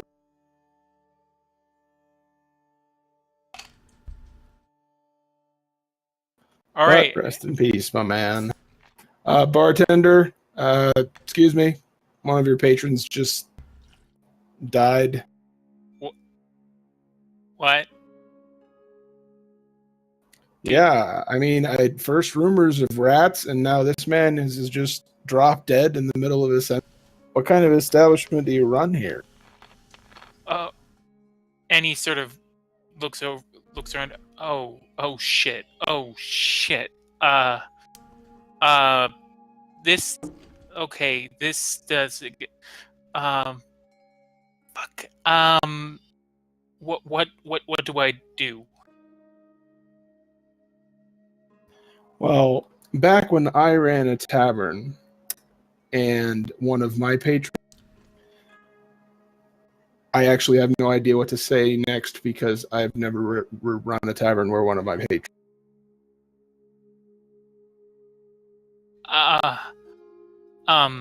Look, I just work here. I don't run this place, and I don't think I. Oh, fuck me. Why, this is horrible. I used to work at the Midnight Sands, and then some half-elf got himself poisoned there, and they all blamed me for that, saying that I let in the wrong client, the wrong sort of people, and now this has happened. There. I'm sure you'll be able to get another job. I hear the hungry halfling is always... This is no time for jokes. What? Okay, I'm just all right. Could you get rid of him? Like, could you take him out discreetly? I'll pay you. Okay. Take him where? Just to an alley or something. Just somewhere, anywhere but here. Don't you have like a barrel you could stuff him in or something? No, we don't have corpse stuffing barrels. Did you see a sign outside this tavern? Dead rando storage. You know why you didn't see that sign? Storing dead randos ain't my fucking business. I don't know. I thought typically, that don't tavern people usually store dead people in their cellars. That's what I heard from somewhere. The good ones do. Look, just take him to one of the alleys or do whatever with him, and I'll pay. Look, I can give you,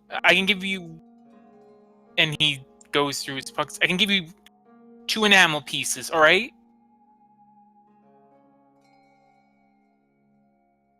Jomo don't want no part of this.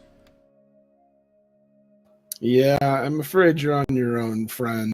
We'll try and find some authorities maybe and send them your... No, don't do that. Don't do that, please.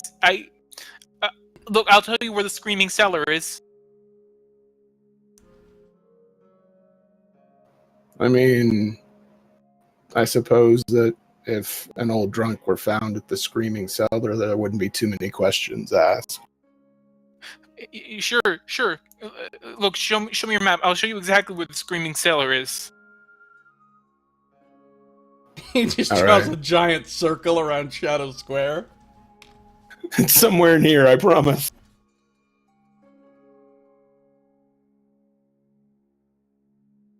So, do you agree? Well, yeah, just hand over those 2 enamel, show us where it is, and we'll make sure that... Oh, okay. Here. And he marks on your map where the screaming cellar is.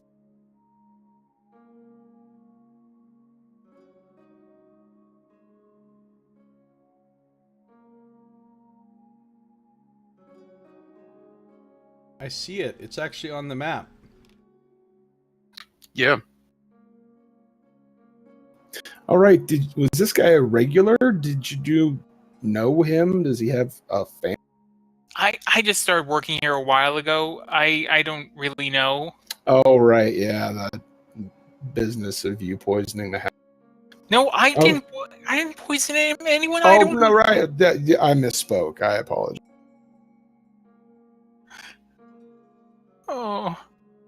Oh, spirits. This guy is like that dude from Superbad that works at the liquor store that's like, fuck my life.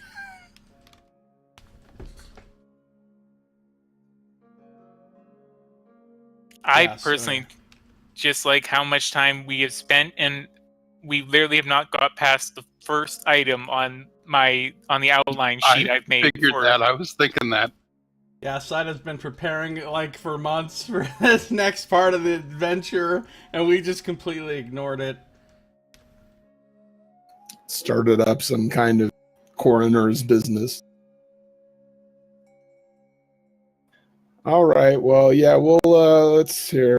I'll come along, Hal. You've had too much to drink. I'll get you out of here. And then I'll just muscle, try and throw him over my shoulder and weakened and Bernie's his way out. Okay. As you do so, that rigor mortis hasn't really set in, of course, but he still, for some reason, is in a death grip around the mug of ale, and his fingers still pointing as you sling him over your shoulder. You say that like it's a bad thing. Jomo, can you check to see if there was anything in this guy's ale? Yeah.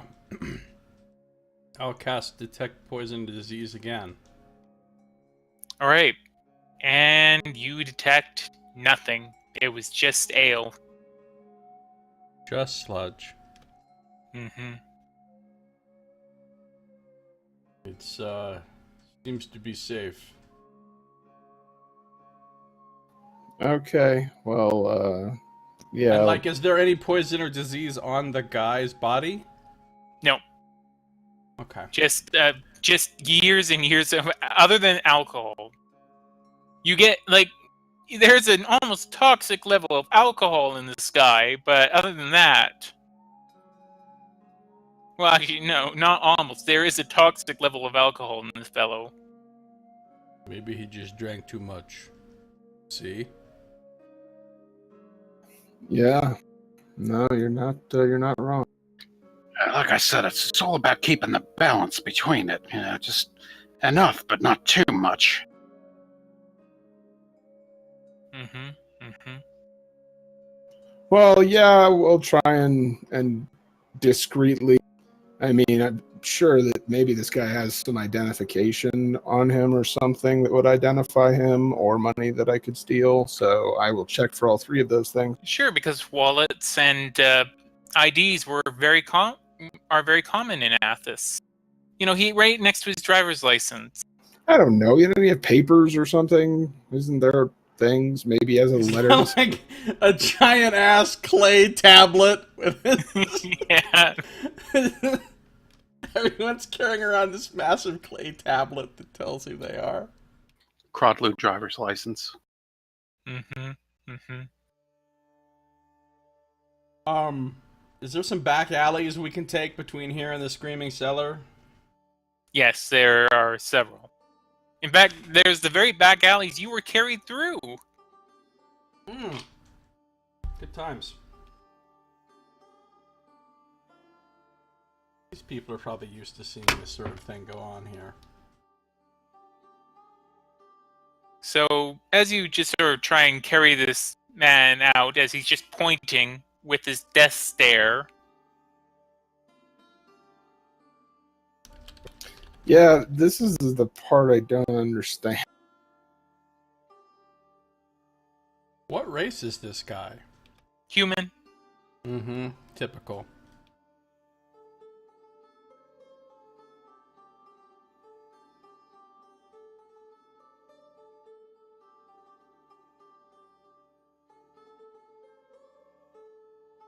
So you try and get him out.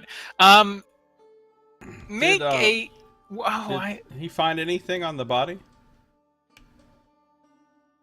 Other than a coin purse that had about 10 ceramic pieces in it, no.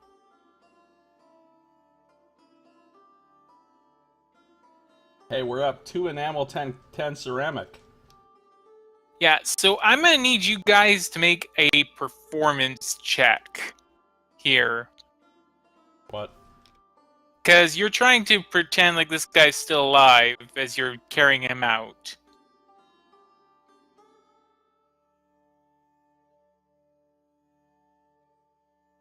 Yep. Okay. Well,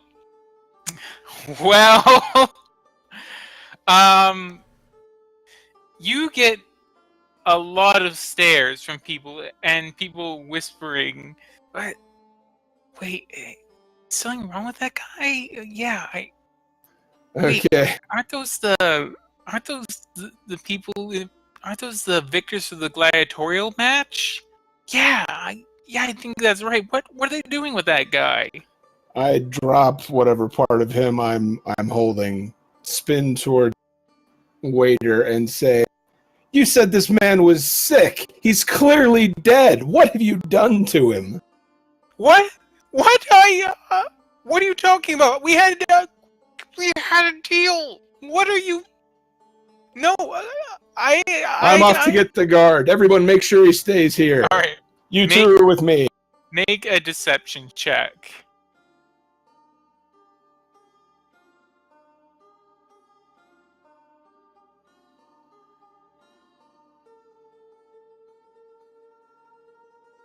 The people are convinced by you.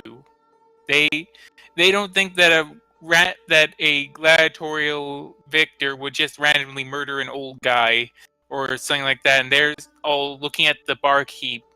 And from the bar, a man is coming out.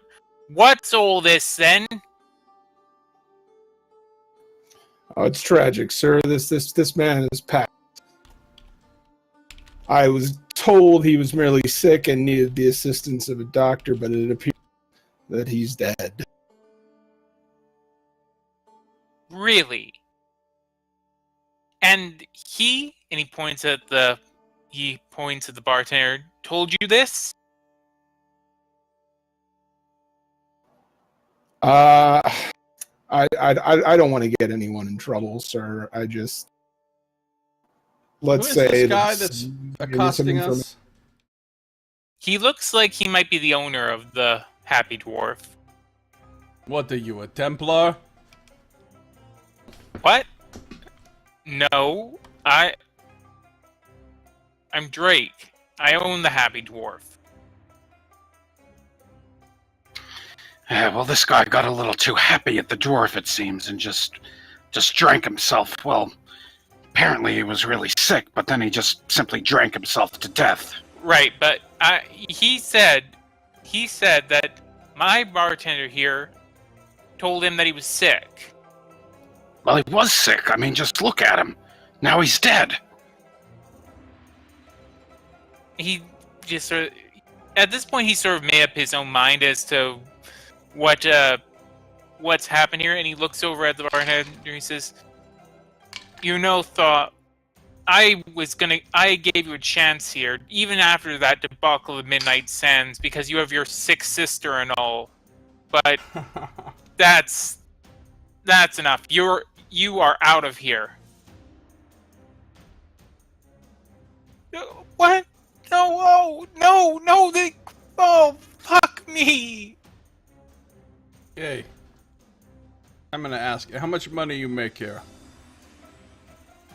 What? How much money? Why does that matter? Why? Maybe we got a job for you.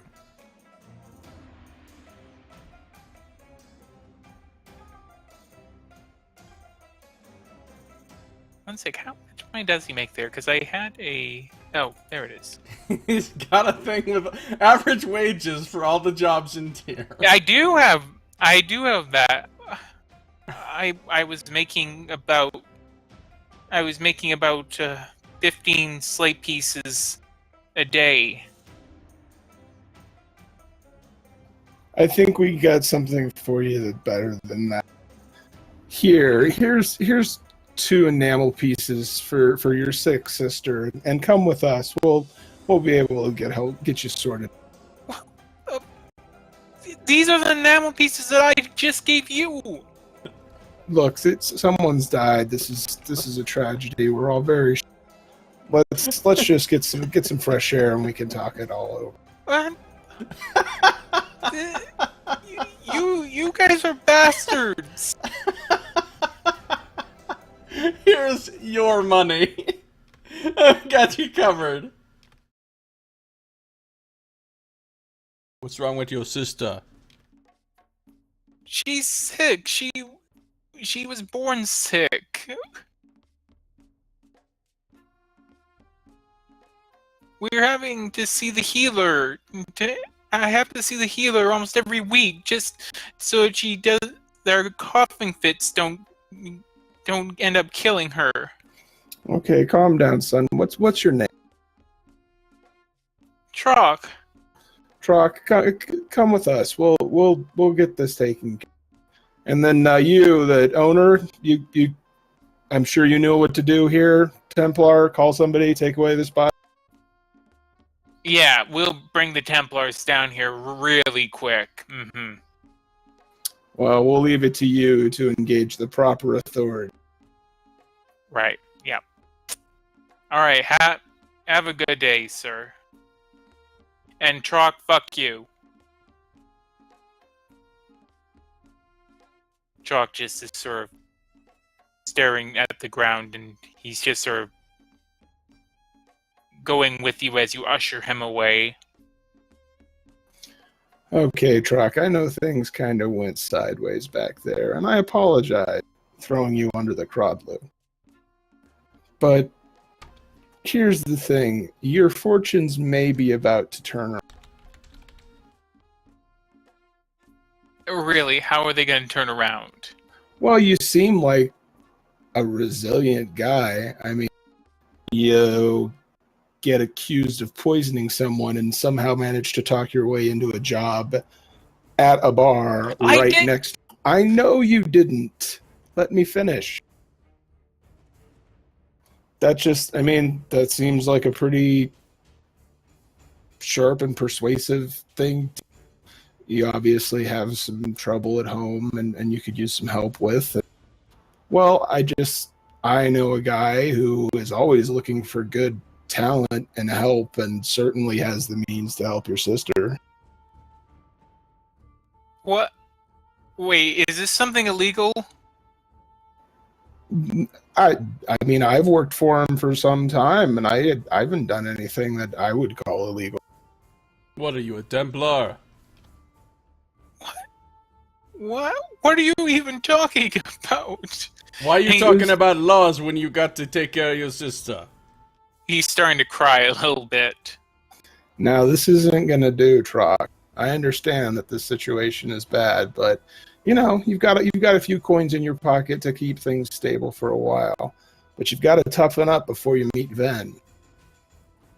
Because if you could show him you're the kind of guy who gets things, then he'll take care of you and your family. Oh, but can't I just get another job? I mean, since you're already good at poisoning people, he could probably put that skill to use. I didn't poison anyone. You know, somebody had to be at fault. When Wait. I'm the one that got poisoned. Wait, what? You're the asshole who got poisoned and lost me my job at the Midnight Sands? Well, it must have been somebody's fault because somebody did let them elves poison my drink that was supposed to be brought to me. So maybe it was your fault. What? How was it my fault that you get poisoned there? I was just the senior staff working there at the time. Well, part of your job is making sure nobody puts something in their drinks, right? No, that's not my job. My job is just handling the drinks. Well, technically nothing is your job now. Oh. Look, it seems like you suffered from a series of comic misadventures, and you're down on your luck, and most of those have involved us for some reason. And I just want to make sure we can help you get back up on your feet. I mean, it's not like I ran over you with a wagon or something. We'll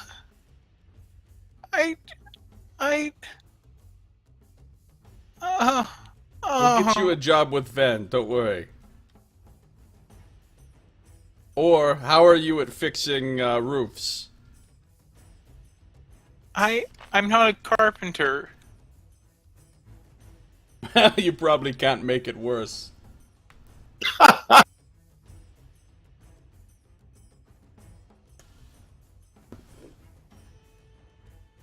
Okay, yeah. So just look. Why don't you go home, take care of your sister?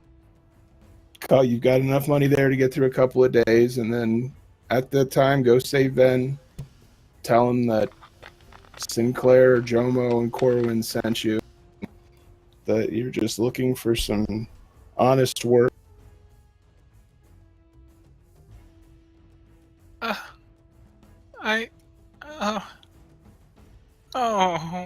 And he just sort of wanders away. I mean, if you're really that scared, I mean, you could always try getting a decent job at the Golden Enix. I mean, I would think they would always be looking for some good servers. I think they got standards at the Golden Enix. But you see, you could market yourself. Now that you have a dubious reputation, you could market yourself as sort of like the floor guy, as like, oh, who burned the Erdlu? Oh, well, it was him. He's always doing that sort of thing. And then you get paid more because, they're like, oh, well, we're expecting him, just to do a poor job, so therefore you end up protecting everyone else's reputation by proxy. Are you all insane? Are you insane? Get hired as the guy that they just blame shit on. Like, that's literally his job. You've established a brand as a scapegoat. Now is not the time to back down from that brand. You got to double down. Are you all insane? You have to stop whinging. Adversity is your opportunity to become a better version of yourself. This is how you get stronger. How I get stronger? You will find a way to move on from this. You will find a way to provide for your sister. Quit crying. Kid, you were born into a world that either makes you strong or kills you. And that's really the only choice you have to make. Well, fuck you guys. And he walks away.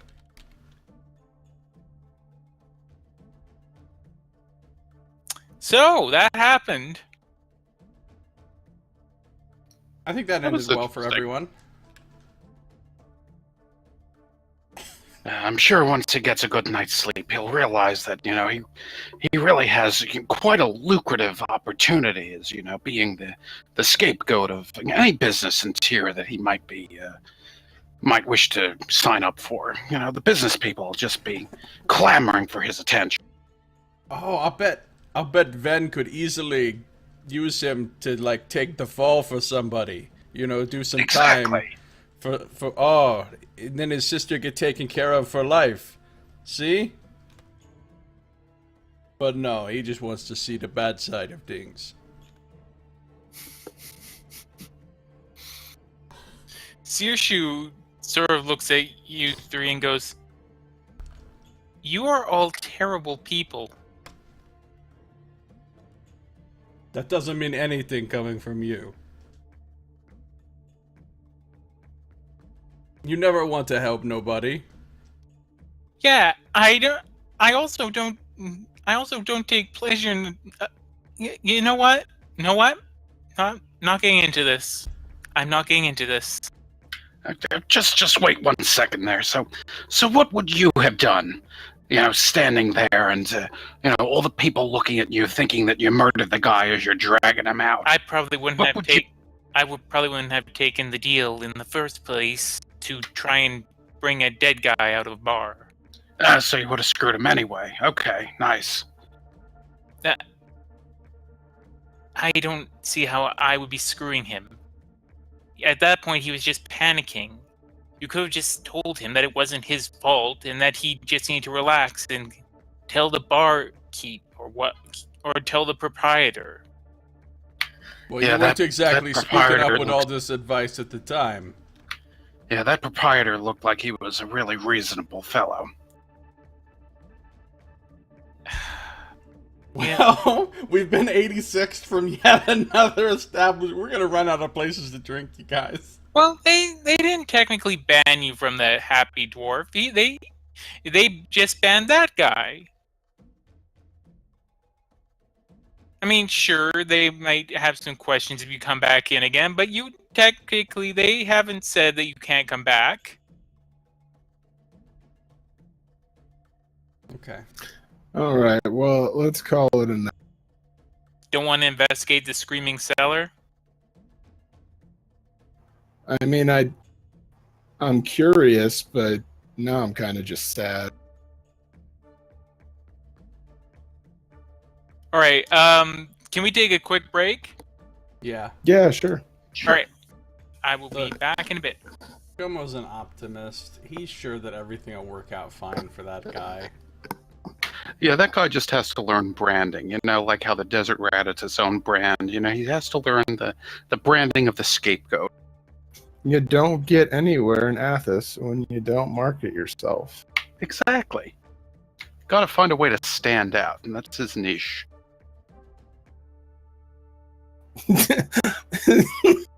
If there were commercials, I could see them already. Do you like being blamed for stuff? Nobody does. But here at Torque's Scapegoat, you're always going to have the guy to point a finger to. God, I remember this one skit somewhere long ago now, but it was for a delivery company. And it's like, oh yeah, did you forget to deliver this? And your boss is expecting it 2 days ago, and he's writing you. Well, just bring it down to us, and we'll stamp it for several days ago, and we'll put, like a rubber stamp of like a tire that's run over it, everything, shred the box, all that kind of stuff, and deliver it. So that way it looks like it was them. This fly-by-night delivery company, it's UPS spoof or whatnot. And perfect. Exactly. I'll take the heat so you don't have to. Exactly. And the more they had to rewind the clock, the more expensive the delivery.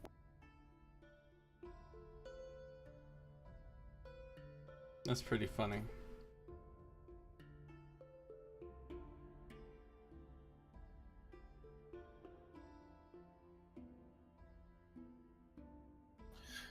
Look, I try not to feel bad about casually ruining some individual people, just, because we're traveling around solving problems and saving a lot of other people's innocent lives. Well, I mean, we didn't really do anything until the point where you, like, threw him under the Crodlu on purpose. That's when you pretty much actually screwed him over. Yeah, that could have been handled better. Yeah, in my head, I was actually thinking for a moment, okay, well, what if I, paint him up in, Corwin's paints and make it look like he's been like really drunk and like, one of those like crazed like football people that paints their face, but it was for the arena, woo, arena match, I'm like, no, I'm like, that's a bit much. That's not going to fly with these people. I can't see He's these. got the foam hand. Yes, I was thinking of the man. Is that an actual wedge of cheese on his head?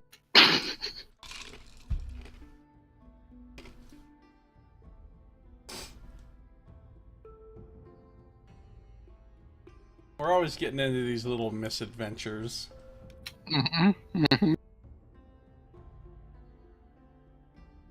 I just ate some popcorn.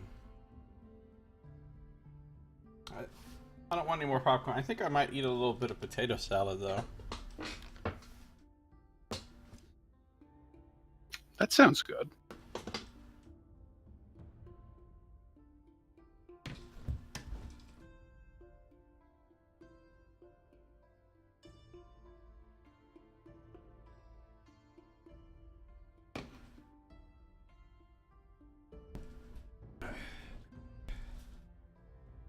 All right.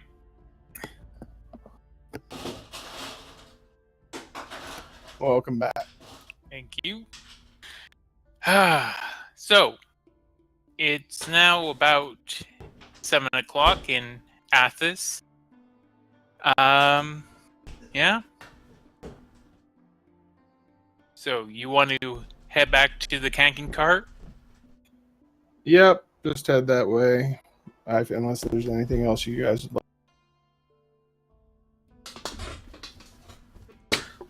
No, I wouldn't think so. I mean, unless Sinclair is interested in the Screaming Cellar, I would say not really. I mean, unless he wants to get food somewhere. But I feel like the Screaming Cellar is going to be screaming later.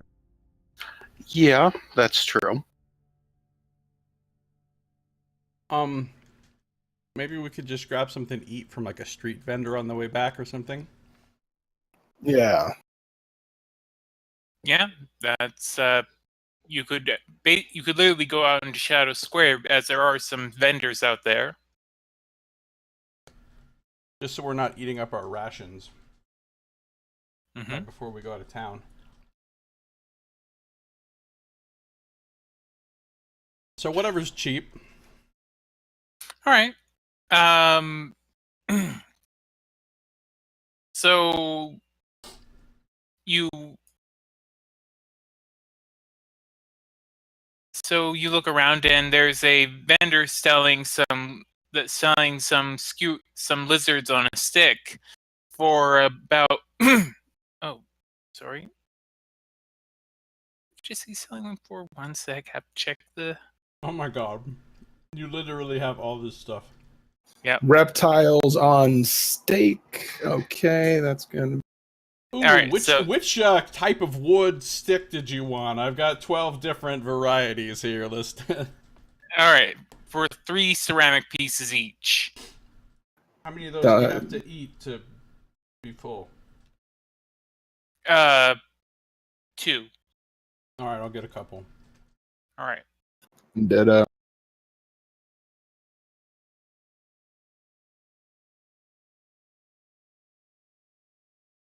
I'm just gonna give him a slate piece because I'm feeling generous. I'll eat 3. I eat a little extra, and I'll give him a slate piece. Okay. Thank you kindly.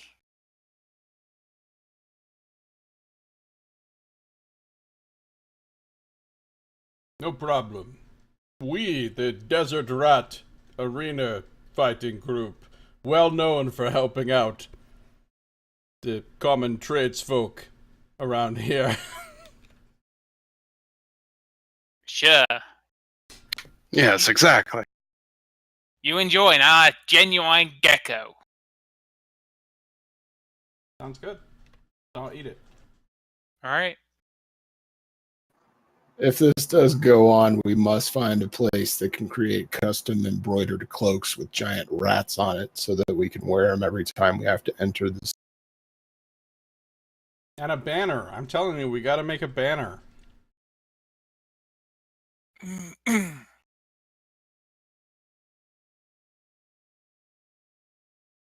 All right. So you have your. Are you all getting 3 lizards on a stick? Just 2 lizards for me, thanks. And what about you, Corwin? Yeah, he'll get 3. So that's is that a? That's 9 ceramic pieces, but you can give him a slate if you want. He'll just do the 9. Gotta watch the ceramic. I got a lot more slate than ceramic. So that doesn't really make sense. I've got a lot more dollar bills than pennies, so if something costs a penny, I just use a dollar bill. I think I've discovered the reason you have more ceramic pieces.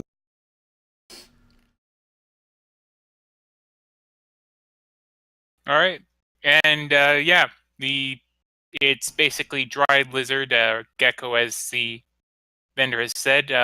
It's in chunks though, so I mean, you assume at least they're gecko.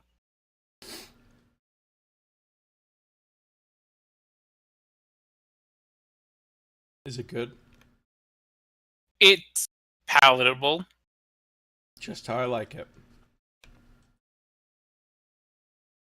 Look, Jomo is not a foodie.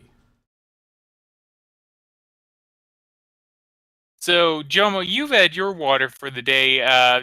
Just a note, Corwin and Sinclair, you still need to have your water for the day, though. Alrighty. Okay. And that's 4 pounds? Yep.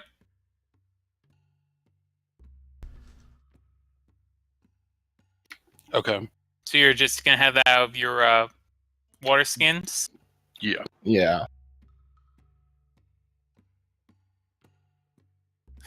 You know, I do love how you guys are literally just carrying tons of water skins. Just imagine that person carrying tons of water just sloshing around.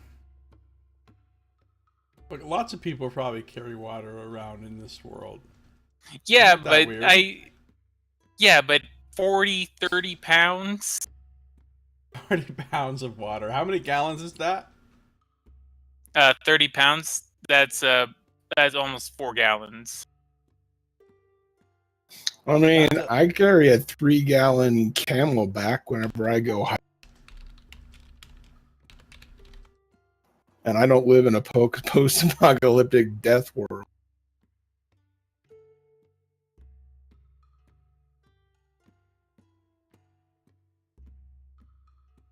Alright.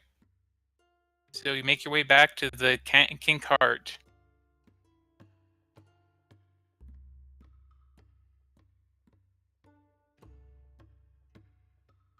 Alright, so, nothing in particular that I will be doing for the rest of the evening. Maybe having some more of that cactus whatever, and... That blue... Cactus blue? Yep. Mm-hmm.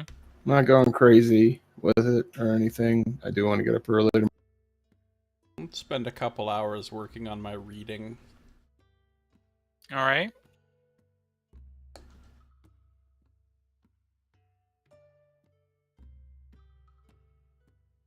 Alright, you do that, and it's 9 o'clock now.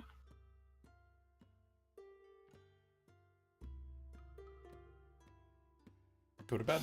Yeah, I'm going to turn in, guys. Alright, you all turn in, and a new day dawns. It's Hayes the 23rd. I'm assuming you want to get up at around 6? Yeah. Sounds about good. Sure. Alright, and it's 6 a.m. I was gonna say, we should pay to get this roof fixed, but then we can't use this picture anymore, so I guess forget it. Didn't we string some stuff up there, though? You did! Yeah. And it You blew did. away. Yeah.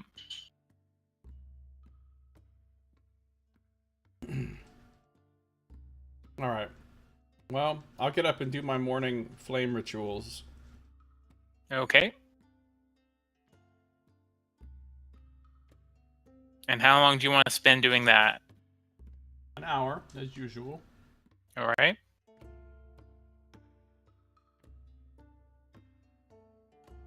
I'll grab my stuff and say, "Hey guys, I'll meet you at the station. Running a quick errand." And also, Jomo and Corwin, for your parts and all of that, you both get an inspiration. Sinclair, you have 5 inspiration, so that it's a little bit more for you to earn more inspiration at that point. There's like diminishing Yeah. inspiration returns. Yeah. This is the first time I've ever played a 5th edition game, so I keep forgetting that I have. I have 3 now total. Oh, I had you down as having 4 now, but we can go by. I think it's 3 because I spent 1 last time. I think. Okay. And I'm showing I have 4. Okay.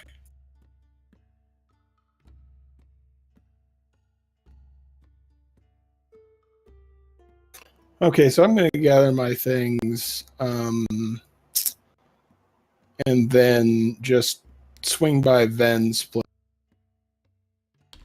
All right. Explode! and just see if he's there. Thank you.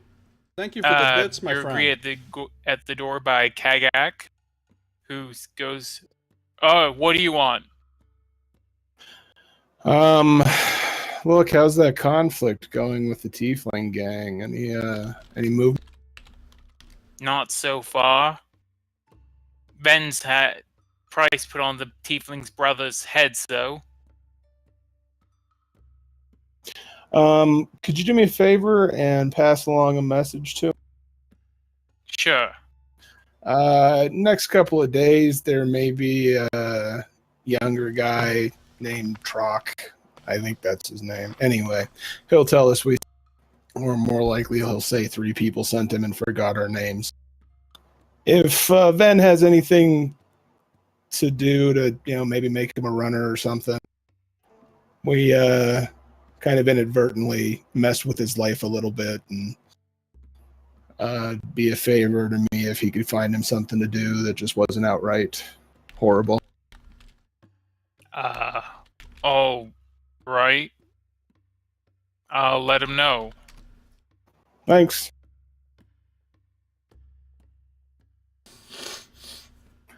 And then I will proceed to go to the state.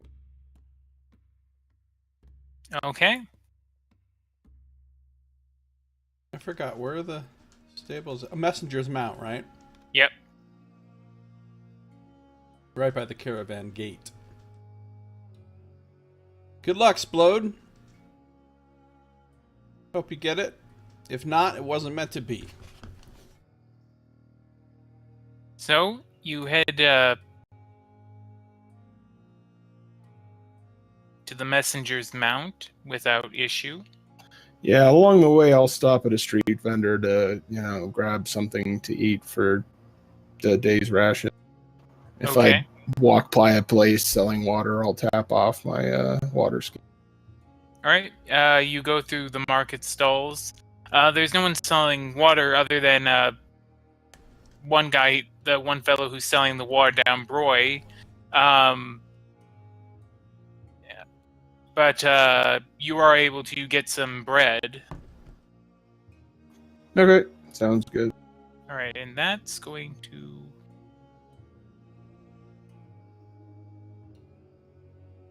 So that's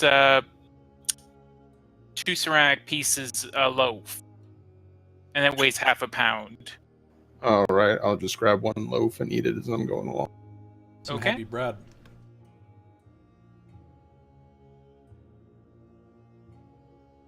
From a Tyrian boulangerie. And you Once arrive at again, the messenger's mount where Ebel greets you. Wait, who greets us? Ebel. IBL. Oh. Did you think I Okay. said evil? Yeah, I'm like, Right. evil greets you. What's going on at the messenger's mouth? Plot twist. Ah, hello, my friends. So, are you ready to depart on your adventure?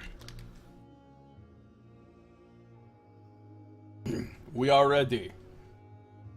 All right. I will need another 5 slate pieces for the day's stabling, though. Is that how much it costs? 5 slate a day? Yep.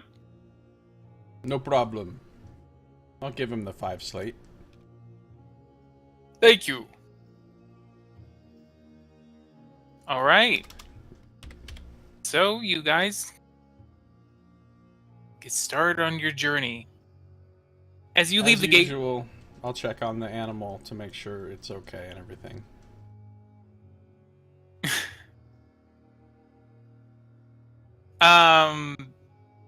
yeah. The kick is doing well. It's again still, I would say, suffering minor effects from its illness before, but it's now doing much better. Good.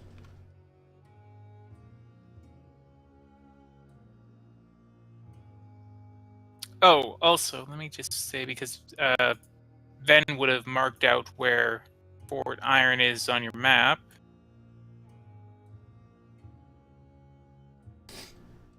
We're headed to Cled. Mm-hmm.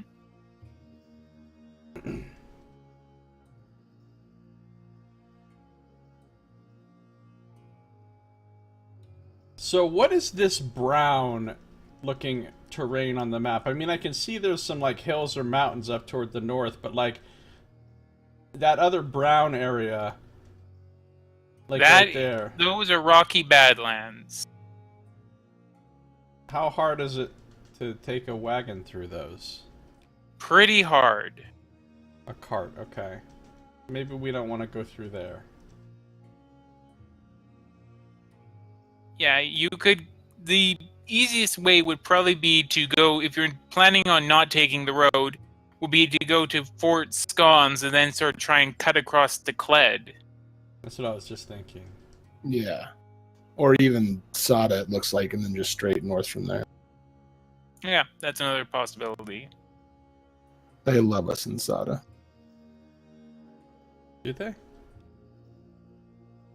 Yeah, your fiance lives there. Or she used to. She might be dead. Condolences, but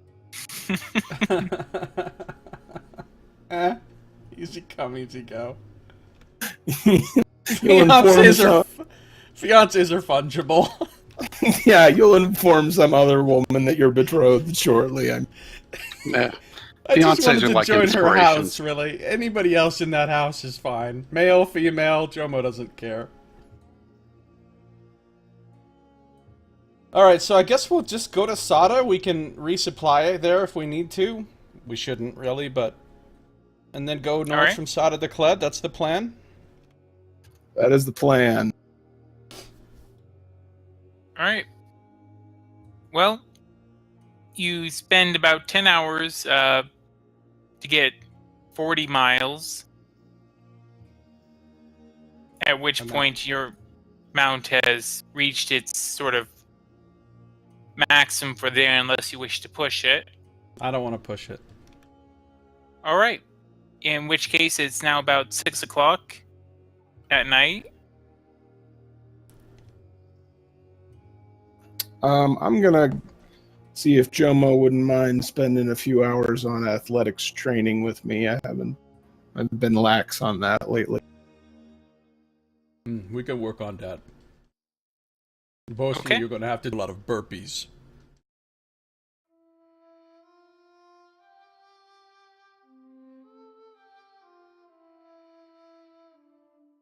Alright. So how many hours of training do you want to put in? I mean, probably just like an hour or so. We could go 2. Okay. Okay. You have a really long time to reach proficiency with athletics, by the way. How Yeah, long? no, I understand.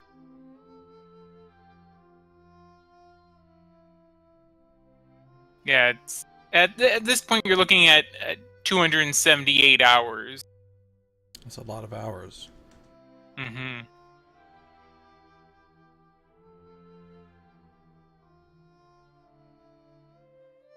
We'll get there.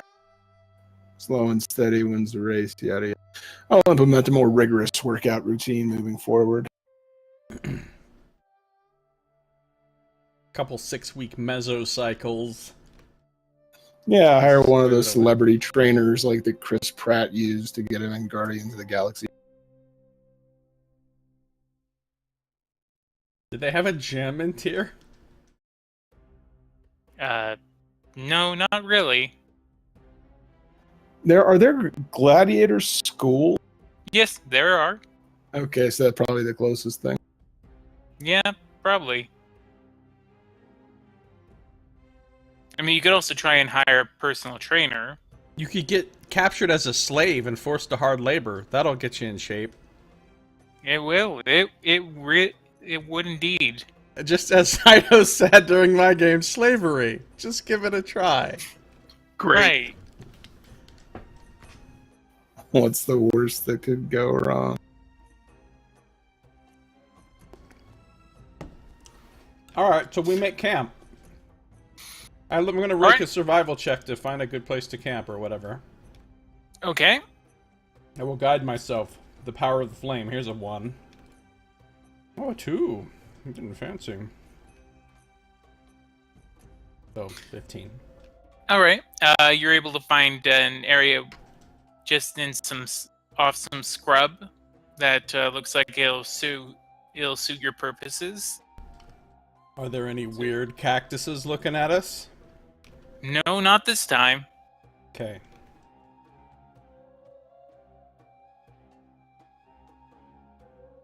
All right. And you settle down for the night. I imagine you're putting up your tent. You literally just started Lucifer. Is it good? Oh, no idea how it Yeah, is yet. I'll do all the making camp stuff. Yeah, we'll Alright. put up the tent. Okay, you guys haven't had your water yet for the day, so I'm assuming you're having that. Yeah, water Yep. and food. So I'm going to take this stuff off my personal stuff, not out of what's in the cart. All right. Yeah, I do the same. So I'm down to 36 water and 9 rations. Yep. 24 water, 13 rations. Yep. And I've got 20 water and 17 rations, unless the bread didn't count. No, that counted. Then we also have to feed the Crodlu, right? Yep. You had 20 things of food for the Crodlu. It says 130 pounds of quality feed here. I don't know. Oh, what that means. that's a storage. Okay, yeah. So 130 pounds of that. So and the Crodlu eats. So I have to check under another. Remember, the dude was like a camel, but with food. You could just feed him once, and it lasted a week or whatever it was. You could feed him a lot at once, and it'll last for a while. Yeah. All right, how much I got to feed him?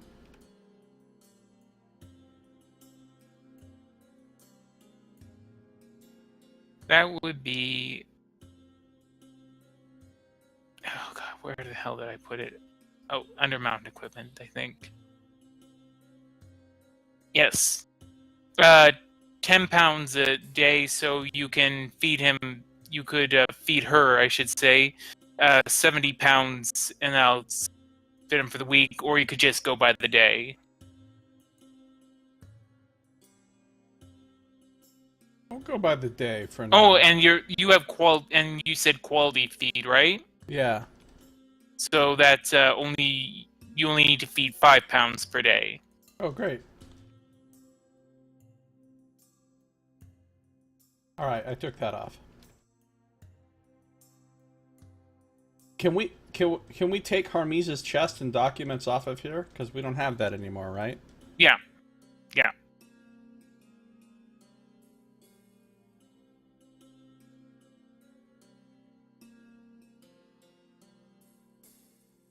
Very nice. But yeah, that's it for me. I don't do anything else special. So I'm going to be spending maybe an hour or so a night as just part of a routine. And there is no, as I'm looking through, any kind of skill or ability or anything that relates to this. But just meditating on that most recent vision. Okay. Just to see if there is any kind of insight or anything else that comes up. Okay, that's fine.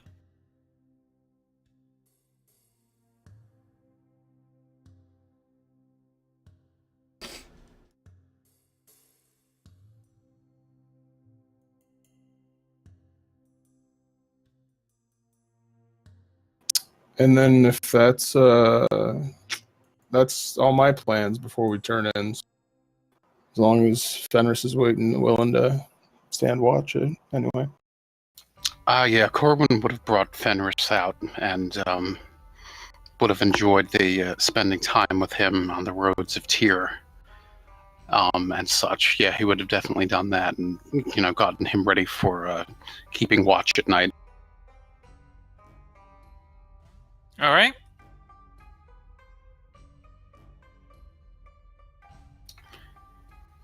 So, another night goes by without any issue.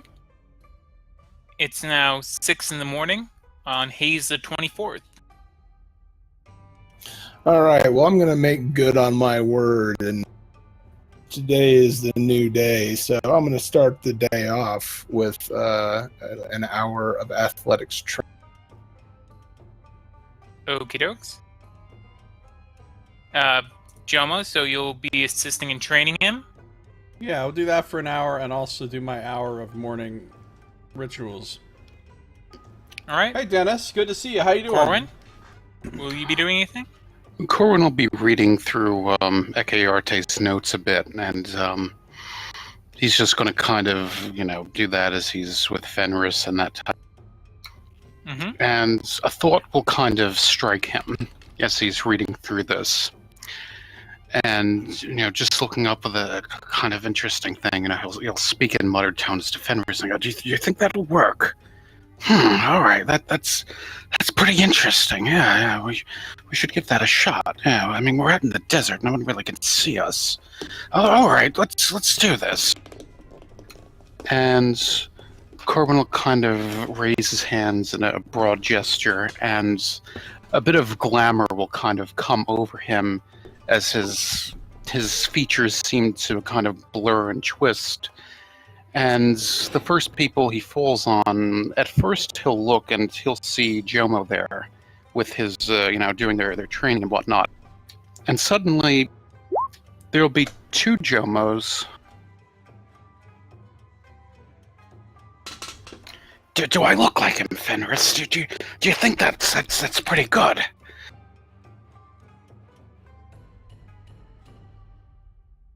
Okay, yeah, you take the form of Jomo.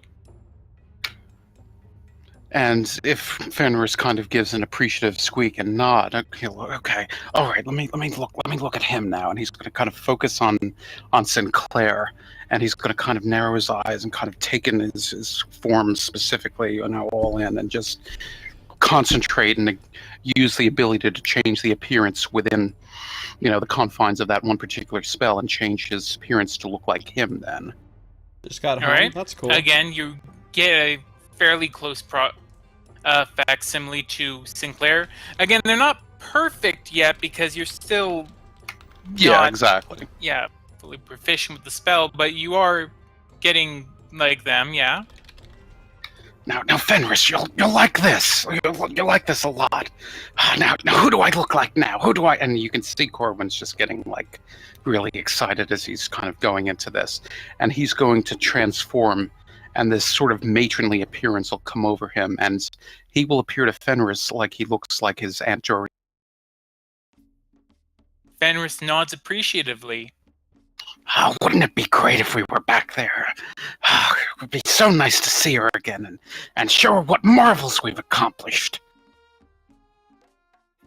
Mm-hmm. Mm-hmm.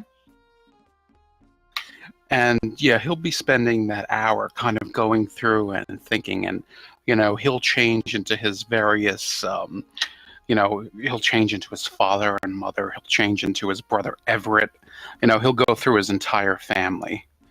Even at one point he'll change into Ven and make one of his impersonations of how he scolds them and all that type of stuff throughout this. Okay.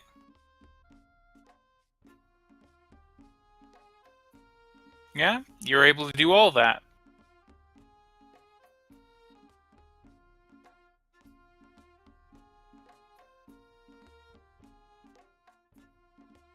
Yeah, so I'm thinking that's pretty much what he does as they're doing that.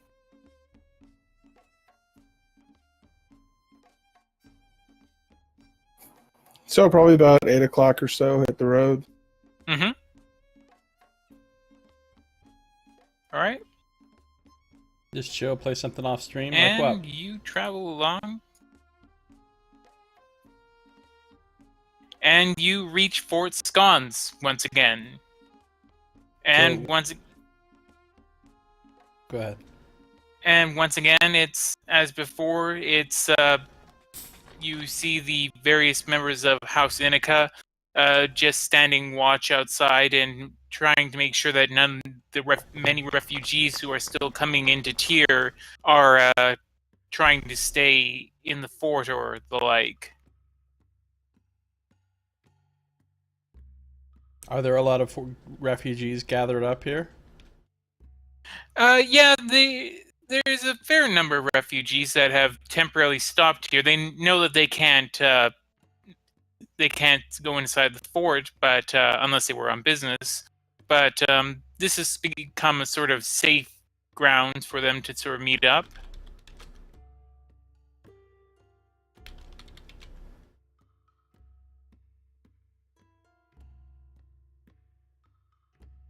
And it's also now 6 o'clock in the afternoon.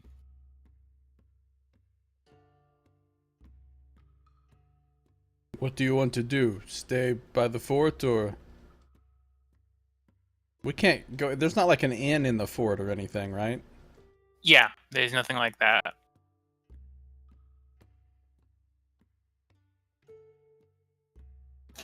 What is it? We could go another 2 hours without the Crodlu going bad. Thought maybe it could be a good idea to go a little bit further down the road, not camp right by the fort. Yeah. Probably a good idea. All right. So you want to go by another 2 hours? Yeah, however far we can Yeah. go without wearing out kick. Okay. So you travel another 2 hours, so you reach about here. Let me just see if that does.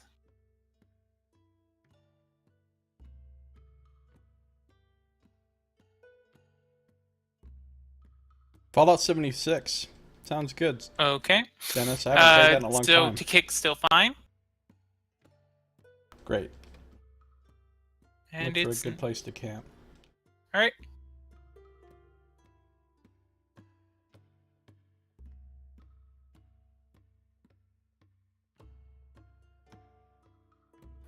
Okay, and then yeah, we'll do the normal routines.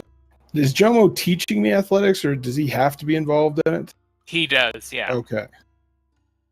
All right, so I will, I'll ask him again if he wants to run through some more stuff, meditation again, and just run through that routine. All right. So how many hours are you wanting to dedicate to training? Couple? Okay. And maybe I'll do 1 hour of reading after that, too. All right. All right. So it's now 11 o'clock.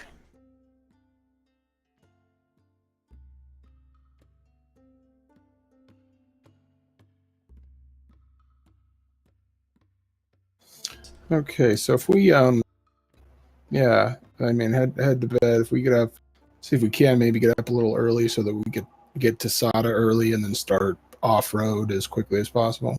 Well, if you want a full night's rest, that's 8 hours, so you would be waking up at 7. So, but you could wake up earlier. You just won't be getting the benefits of a full night's rest. No, let's go ahead and rest the whole Yeah. night. All right. And again, it passes without incident. And it's now the 25th of Haze. Take off water and rations again, I assume. Yep. I got 32 and 8. Mm-hmm.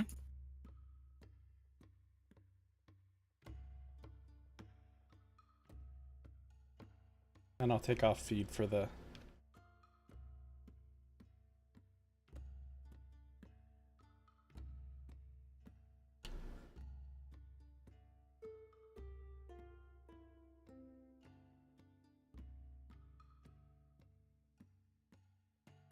And then I'm gonna forego any kind of a training, but just wait, do the normal morning stuff, and then in favor of getting to. All right. Well, assuming nobody else wants to stick around for whatever reason. Remind me, can anybody ride on the cart, or do we all have to walk? No, you all are riding on the cart. Oh, okay, cool. And it's wagon, not a cart. What's the difference? Wagon has 2 wheels. And can and carry a cart less. has 4? Yeah. Wagon has 4 wheels, cart has 2. That's what I meant. Wagon is the one we have. Yep. And it's covered. Yep. Okay. Cool. Like the pioneers. We're on the Oregon Trail. Watch out for dysentery. I was about to say. That or someone breaking their leg randomly.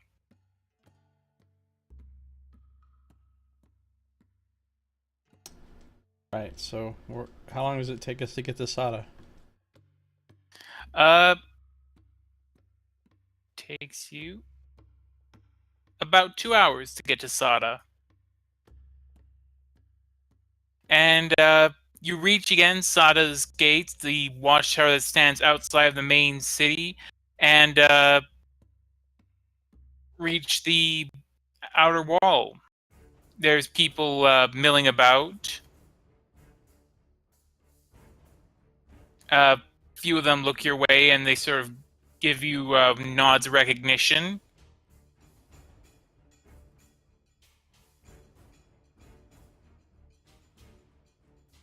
We return. How are things in Sada? Who are you asking? Just whoever, the first person I come close to and make eye contact with, I guess. They're fine, I suppose. Been much better since you solved the disappearances thing, though. Thank you for that. It was no problem.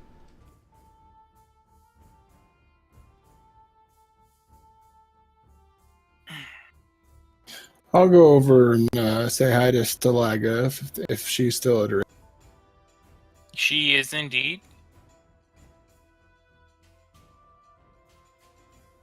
And just, say hello, I check on Ronway. Maybe buy some provisions for the road if she's got some. Oh yeah, we could have lunch there. Yeah, if you want provisions, though, you're gonna have to go to the, you'd have to go to the general shop there.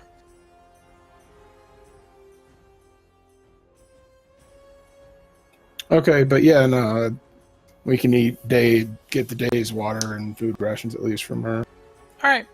Yeah. Dogga comes out and she says, "Ah, the heroes return. Excellent to see you all. What can I get you?" Are you well? And the girl? Yes, Runway and I have been quite well, thank you.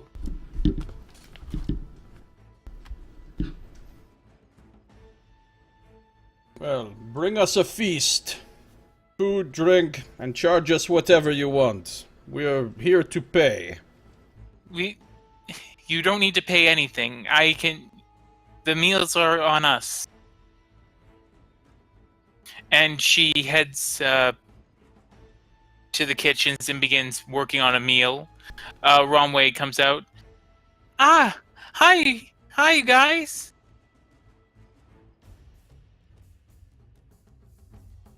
Hello. How have you been, little one? Better. It's been a lot better since you fixed what was happening here. Glad to hear it.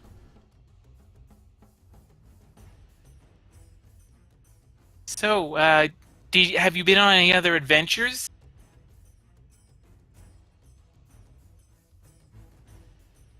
Well, we did have an exciting bout in the arena. Her eyes light up. Wow, in here?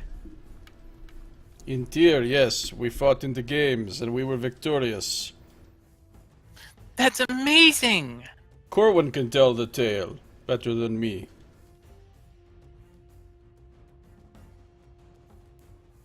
Yeah, well, it was a sight to behold, that was.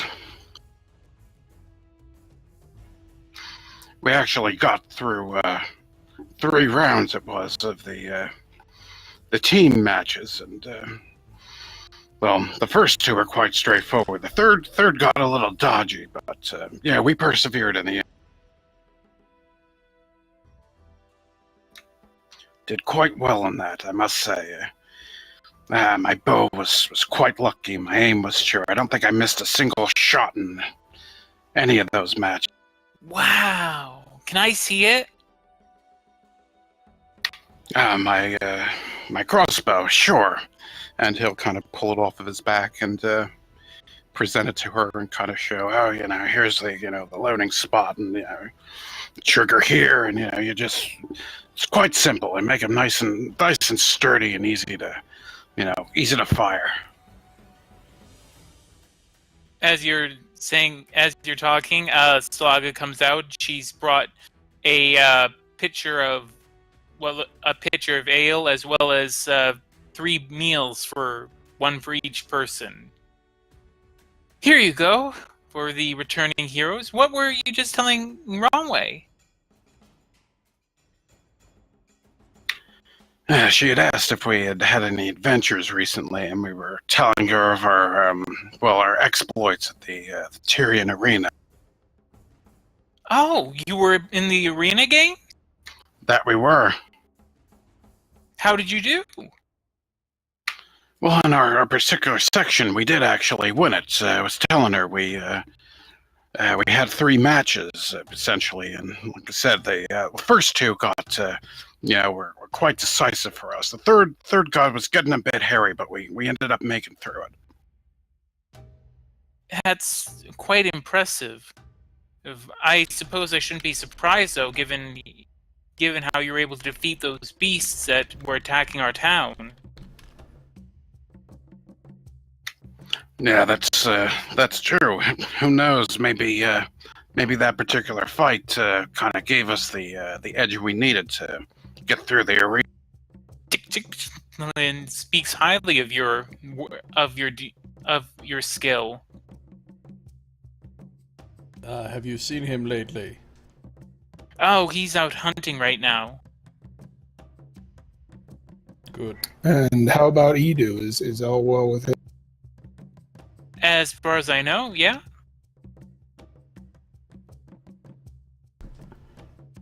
Is there anything we can do for you while we are here? I can't think of anything. Just please enjoy your meals. And if you need to stay, the room is on me. Ah, well, thank you kindly. You are too generous. I told you, we would spare no expense for for you three after all the good you did this town?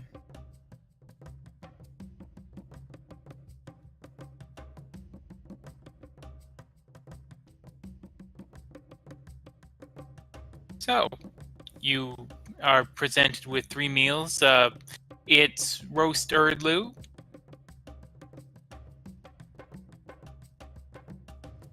and you've also been given ale. Corwin will happily dig in. As will I.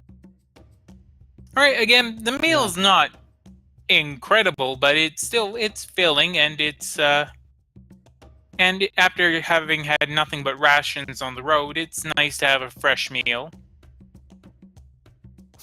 Yeah, we're about to go off-road tomorrow. Do you guys want to stay a night under?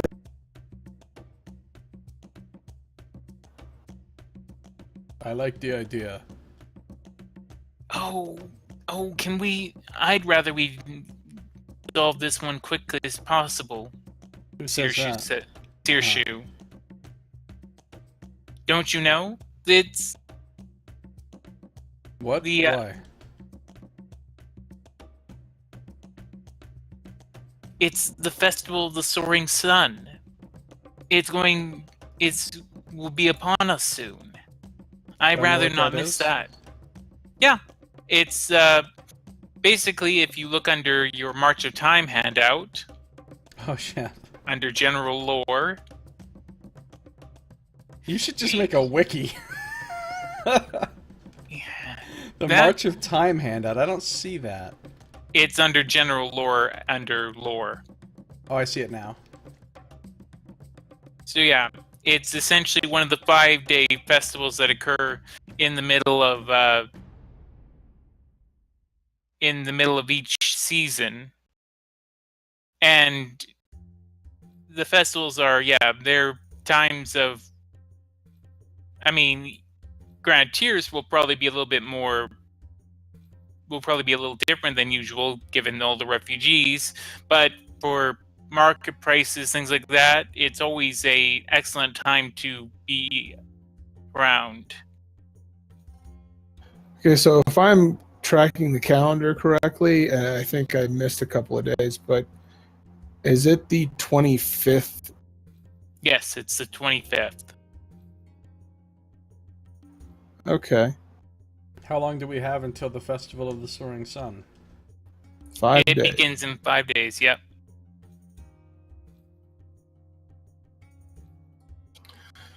Seems unlikely that we're going to get to Kled, solve the situation there, and get all the way back to Tyr that quickly. Well, it's a 5-day festival. Oh, I see.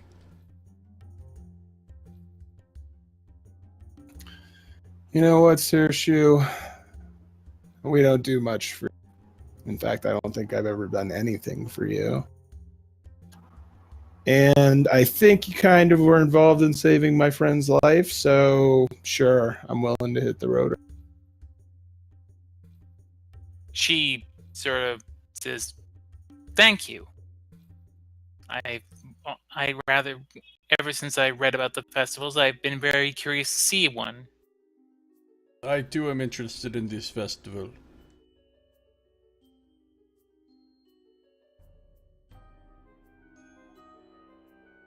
I've seen them before, but yeah, they're a sight to behold. Sure, why not?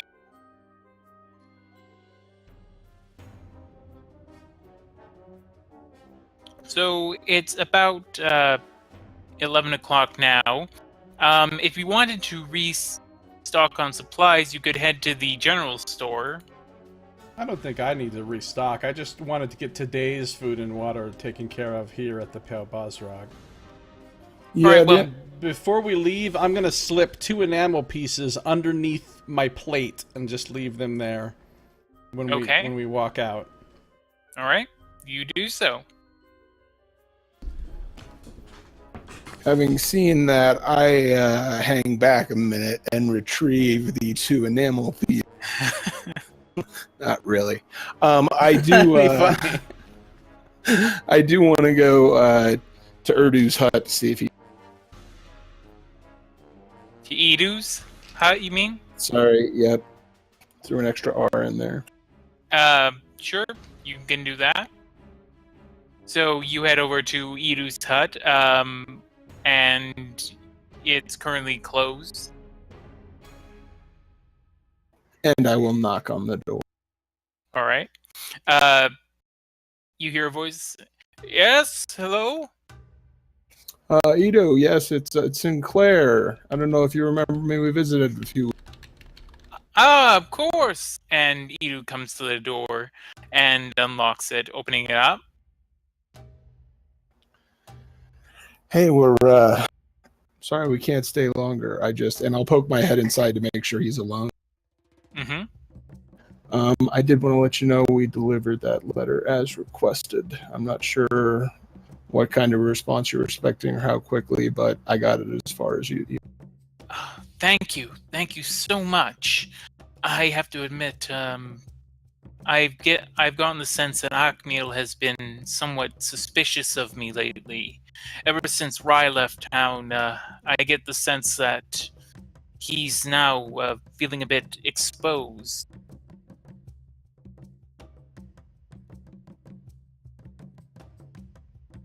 Well, hopefully the support you need is on its way shortly.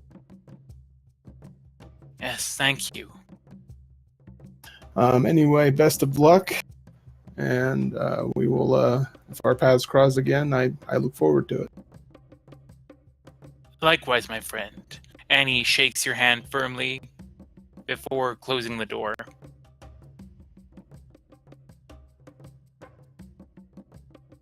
So you guys have a decision to make. You can either go completely off-road all the way to Cled, or you could just try and rejoin with the road.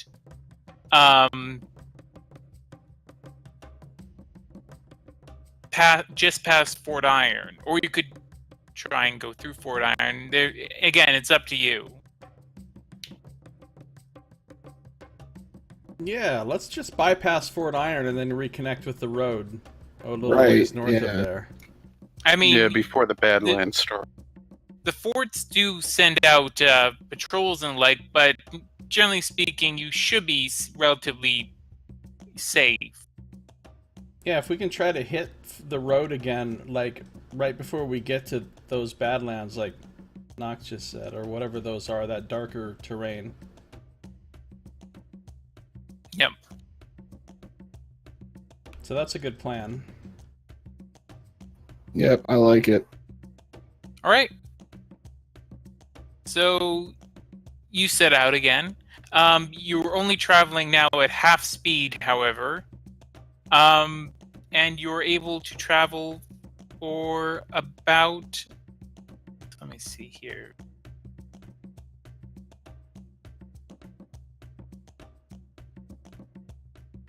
About 16 miles out there. So you reach here. But I should say, before you reach that, about 10 miles out of Sada, you do notice that there... actually, everyone make a perception check.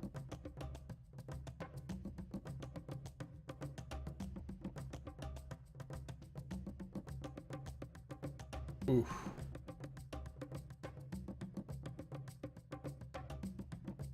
It's all right. It's all right. All right. Corwin and Sinclair, you both notice that there's a small... you're right on the tip of the of the Badlands here, the sort of darker area here that you see, and you notice a patch of flowers on the ground as you come by. Do a nature check, see what they are. Can I do a survival check to see if they're dangerous? Sure. You'll have to get a bit close to them. Okay. Oh, I'm sorry. I thought you meant we just kind of walked by them. But yeah. Well, you're still in your wagon as you're approaching them. Okay, well, I'll hop out the wagon and... Oh, fuck. Here we go. Here we So- go. I will go ahead and burn an inspiration point. Okay. So Sinclair, you're fairly certain that you know what these are, and you know that you actually are in a fair amount of danger, because what these are called burn flowers. I've used burn flowers as a DM before. Yeah, I know what they are. Out of character. Okay, so Sinclair explains in character that we are in grave danger, while Josiah will explain out of character exactly how much I know about this thing that I've never. So Jomo got a 1 on his survival, so he's like, no, it's okay, those are safe. Probably medicinal use, we should definitely gather some. Alright, the wagon is still rolling towards these flowers, though. So... Oh, stop, they're fire flowers. Is that what it is, fire flowers? Burn flowers. Burn flowers, they're burn flowers. Burn Well, flowers. As you say that, I'm gonna need you to make a dexterity roll. And actually an animal handling roll, I should say. You mean, just Tim, right? Well, I mean, yeah. I'm gonna go ahead and do inspiration on that one as well. Okay. Alright, so... You're down to 3. So, as you do that, you notice that the flowers, a light seems to be emanating from the flowers, and suddenly you feel an intense heat, almost like a ray of heat, pass over your head as you duck down. And part of the wagon actually gets scorched by this. Can Corbin kind of tell this is going on? Yeah. Oh, hell, Corwin can notice this the right way, because you and Jomo are also going to have to make dexterity saves.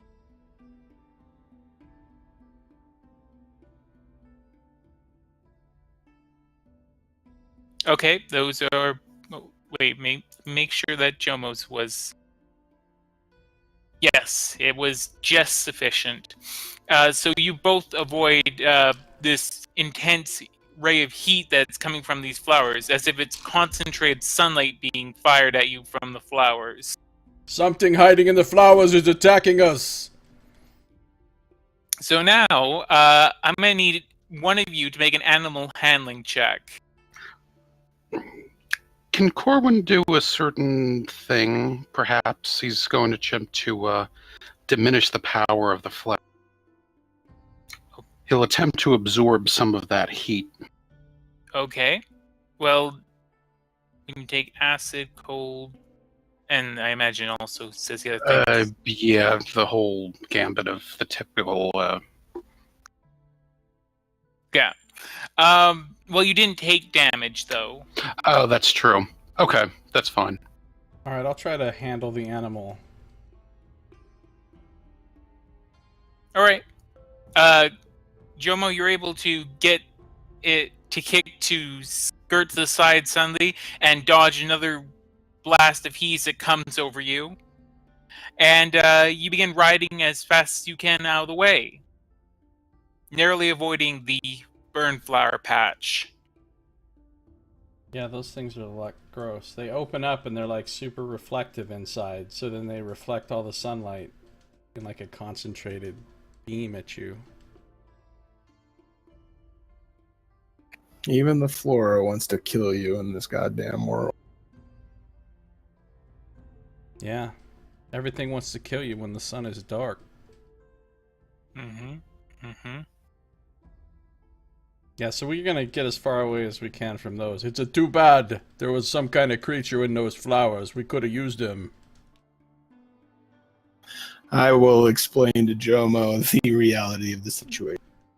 No, it's the flowers themselves that do that. No, Jomo has heard of those flowers. Those weren't them. Those weren't them. Pretty sure. Jomo knows.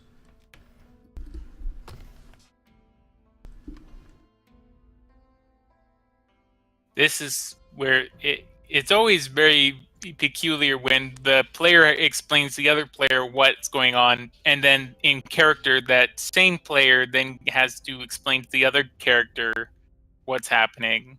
It's confusing. Well, no, and I mean, honestly, he would be far more sure than I was, I would think. I'd be like, I'm 95% sure that those were burn flowers or whatever they're called. But with a survival roll that spectacular and me trusting that Jomo knows exactly what he's talking about. But I would give more weight to a nature check than a survival check in this case. Okay. All right. Well, yeah. So I'm not sure exactly. I guess I can't say exactly what happened back there, Jomo, but those are exactly what burned flowers look like. So just if you see them in the future, make you avoid them. Well, maybe over here in this part of the waste. This isn't really my area, but back over there, over closer to the Silt Sea, where Jomo is from, they look very different.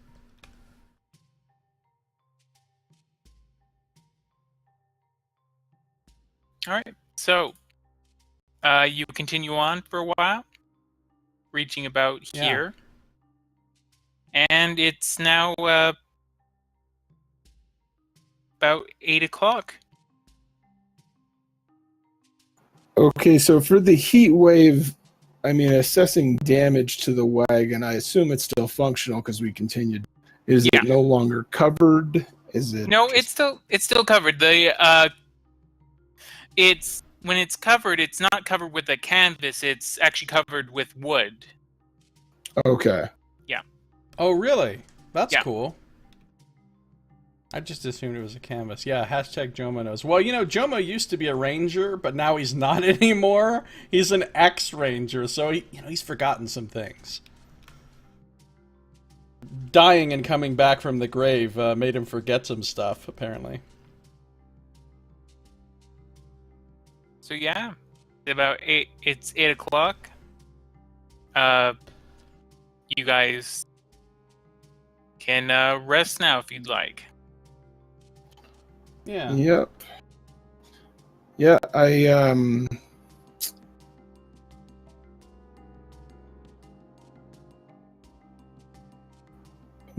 mean, so it's tricky because we know exactly where we are in relation to everything else but do our characters understand that we're 9 miles from Fort? I would say you have a general idea of where you are. So yeah, you know you're close to Fort Iron. And Sinclair will ask, look, does anybody know anything about the military people that run these places? Are we far enough away that we won't run into one of their patrols? Well, this would be Corwin's wheelhouse, and Corwin, based on what you know about House Stell, again, Ven may have been a bit alarmist. I mean, but how should I put it? House Stell is notable for being one of the only 2 houses that readily will openly engage in hostilities with other houses, and they are well known for taking hostages and slaves by force. That being said, they don't typically pick off caravans, or they generally more go for other houses or small rival villages, those sorts of things. That being said, of course, you know that Uruk has been making moves into this region, so it's impossible to know whether you would get what sort of greeting you get at Fort Iron, or by the soldiers of Fort Iron.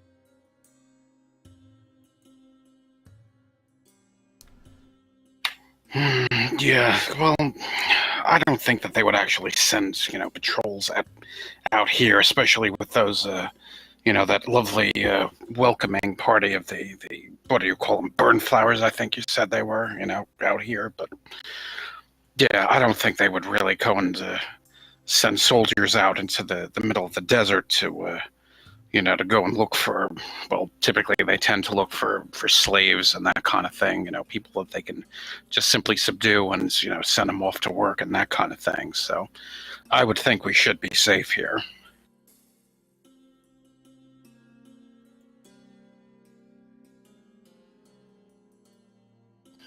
Okay, well then it's 8 o'clock.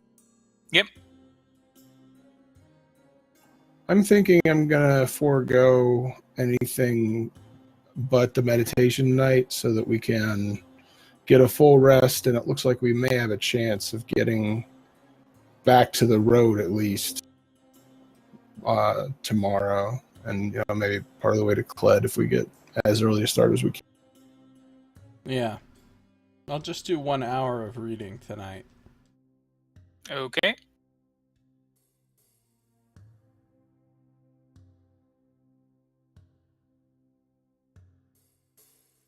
I assume while we're resting all these nights that Fenris is watching out for us. Mm-hmm. Yes. Mm-hmm. And if you're sleeping, can Fenris, wake you up telepathically or something? He can indeed. Cool.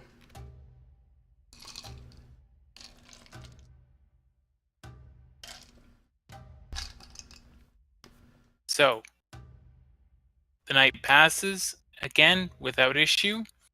And now, do you want to wake up earlier than usual? Or do you want to just wake up at 6 as normal? I mean, I don't know. It's not like we have an alarm.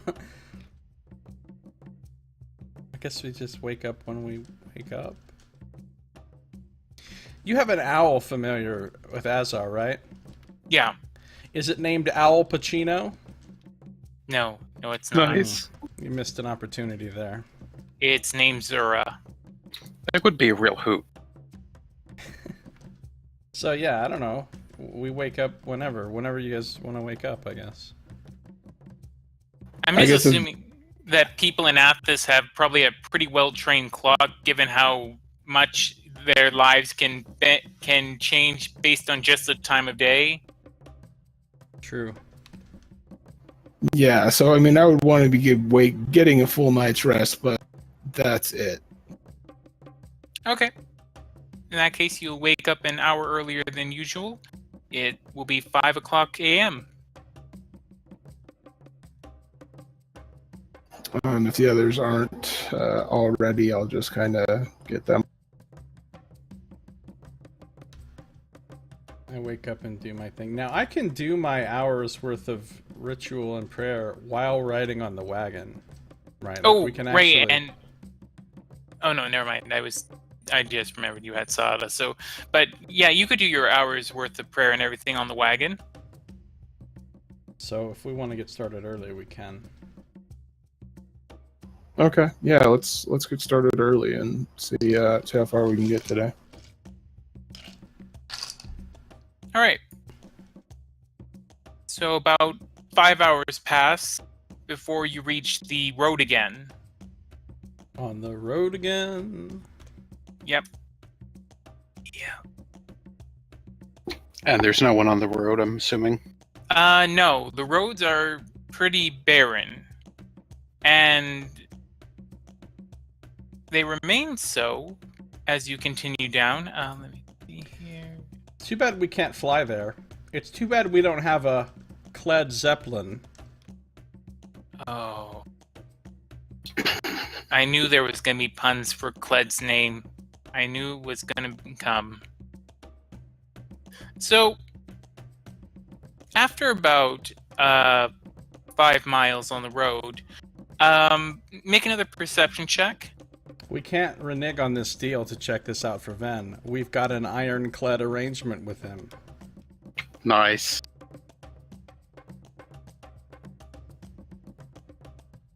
What the fuck? Wow.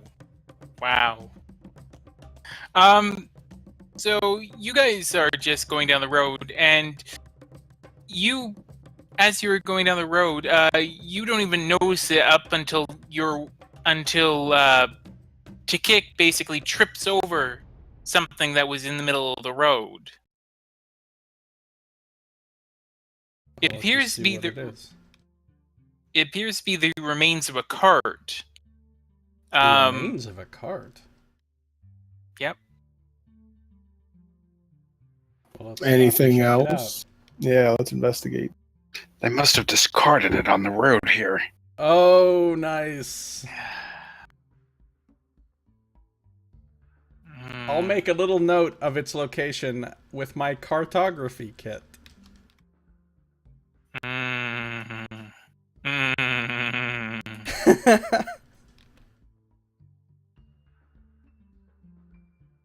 So, how old does this seem? Is it like half buried in sand? Are there any dead bodies? It was sort of the way it was strewn on the road.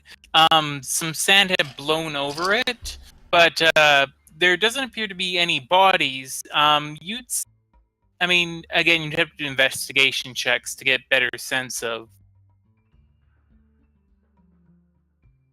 Yeah, I will. I'll investigate some stuff. I'll guide him. There's a 4. A So rare 16. Yeah. You would say that this card has been out here for probably several weeks at least. It also seems to have been damaged in several places. In fact, looking closer, you're able to find the head of an arrow that had buried itself into the cart. Yeah, looks like it was the victim of an attack of some kind. Probably one of these caravan folks that are.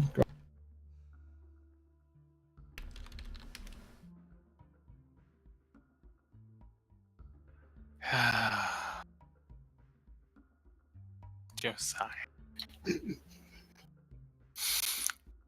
Anyways, but yeah, you don't find any bodies or anything, but that's probably not too unusual, as scavengers and or other people traveling down the road likely would have moved bodies by now.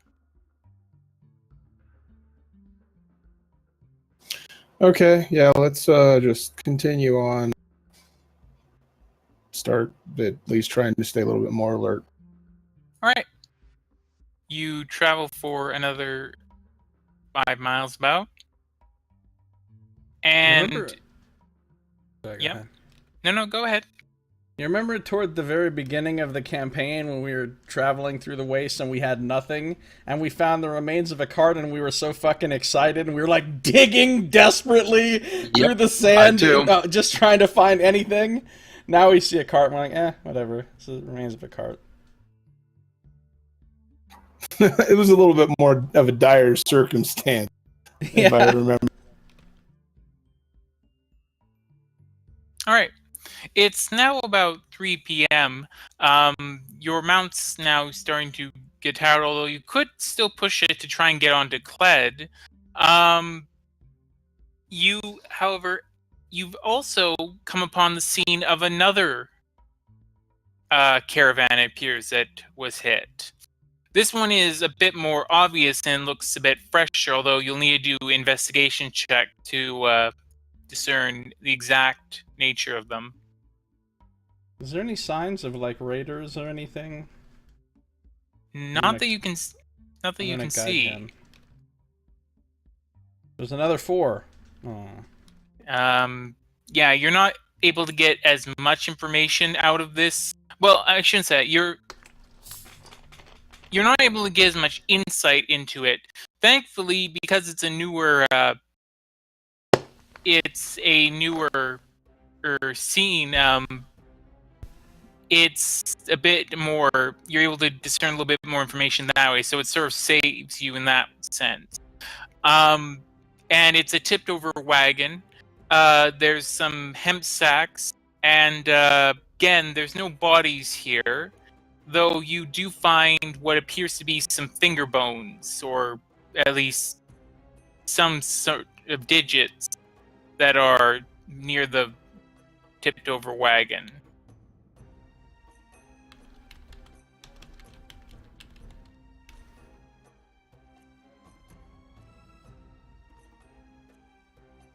What do you think happened to these? Yeah, they might have been pressing them for some digitation. God damn it, Nox. This must have just been what Ven was talking about. Look, I don't want to hurt the chick, but I think we should get to Cled today if we can. I don't relish the idea of staying the night next to the road in a place like this. Do you think these were people that came from somewhere else, or do you think they were indigenous to this area? Nice. I think Scito's about 3 puns away from Rock Falls, everyone. Yeah. Suddenly, the Dragon of Tyr. Yeah. Well, how far away from Cled do we think we are here? About 13 miles. And how long will that take us to do on the road? That will take you just over 3 hours. So just 3 extra hours isn't really going to hurt the... Probably. Or have we even gone the full distance for... You have Probably. for the day. Yeah, well, if you're worried about it, I mean, we could even just go off the road with them just for a little bit, what, half hour or so? So that way we're not within the sight of the road. Seriously says, I'd rather we get to Cled as soon as possible. It seems to be the safer of the options. Yeah, and if we're attacked, I mean, we're either going to die or we're going to very quickly solve the problem of who it is that's attacking all these caravans. Alright, I'm going to give to Kick some extra food. Okay. An extra, like, beyond the 5 pounds I'd normally feed. I'll double it up and kind of try to handle the animal to go a little extra today. Alright. Let me see that animal handling. I will guide myself with the power of the flame. Here comes the one. Oh.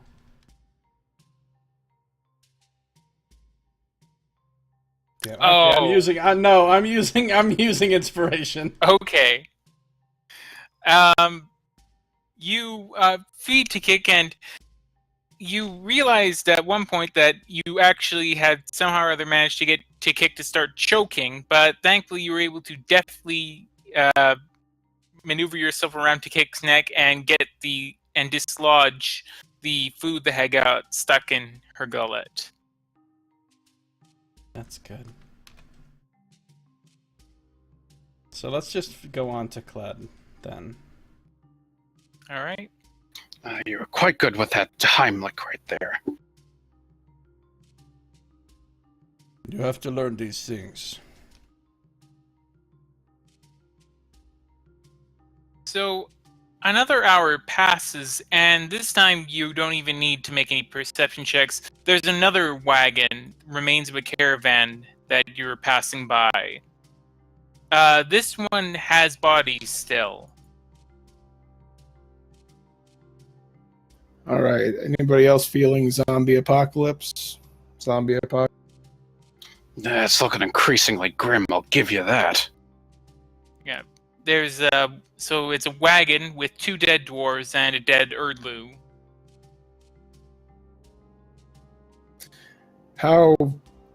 Is it obvious how fresh? Well, there's flies buzzing around it, so it's been some time, and you can smell the stench of rot, so it's been some time out in the sun, but you'll need to do an investigation check to try and get a better sense of how long they've been here. Or you could do a medicine check. I don't want to be callous, says Sinclair, but I think at this point, stopping to investigate these things may just be giving other people an open opportunity to attack. Yes, yeah, I don't want to be callous after I threw that guy under the Crodlu. Hey, I offered him an exciting career opportunity in the world, taking a fall for some dude. You did. You launched him on a whole new life path. I think It would be good. It would be good to try to figure out how they died, though, so we know what we're dealing with. I'm gonna guide myself and then do medicine. Okay. And I will go ahead and investigate. There it is. There it is. Motherfucker. Okay. So you're not really able to get a whole lot of sense as to how long they've been out here, but with the medical check, even as bad as it is, you can still clearly see there's an arrow sticking out of one of them, and either appears to have what you think are stab wounds or some type of goring. Can I examine the arrow to see if I think it looks like it's made by an elven tribe? Using my elf knowledge? Sure, will be investigation. Shit.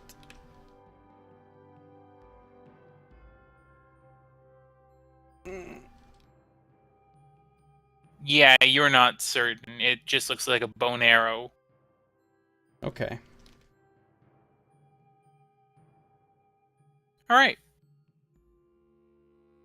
Not sure if elves did this, but definitely some kind of raiders.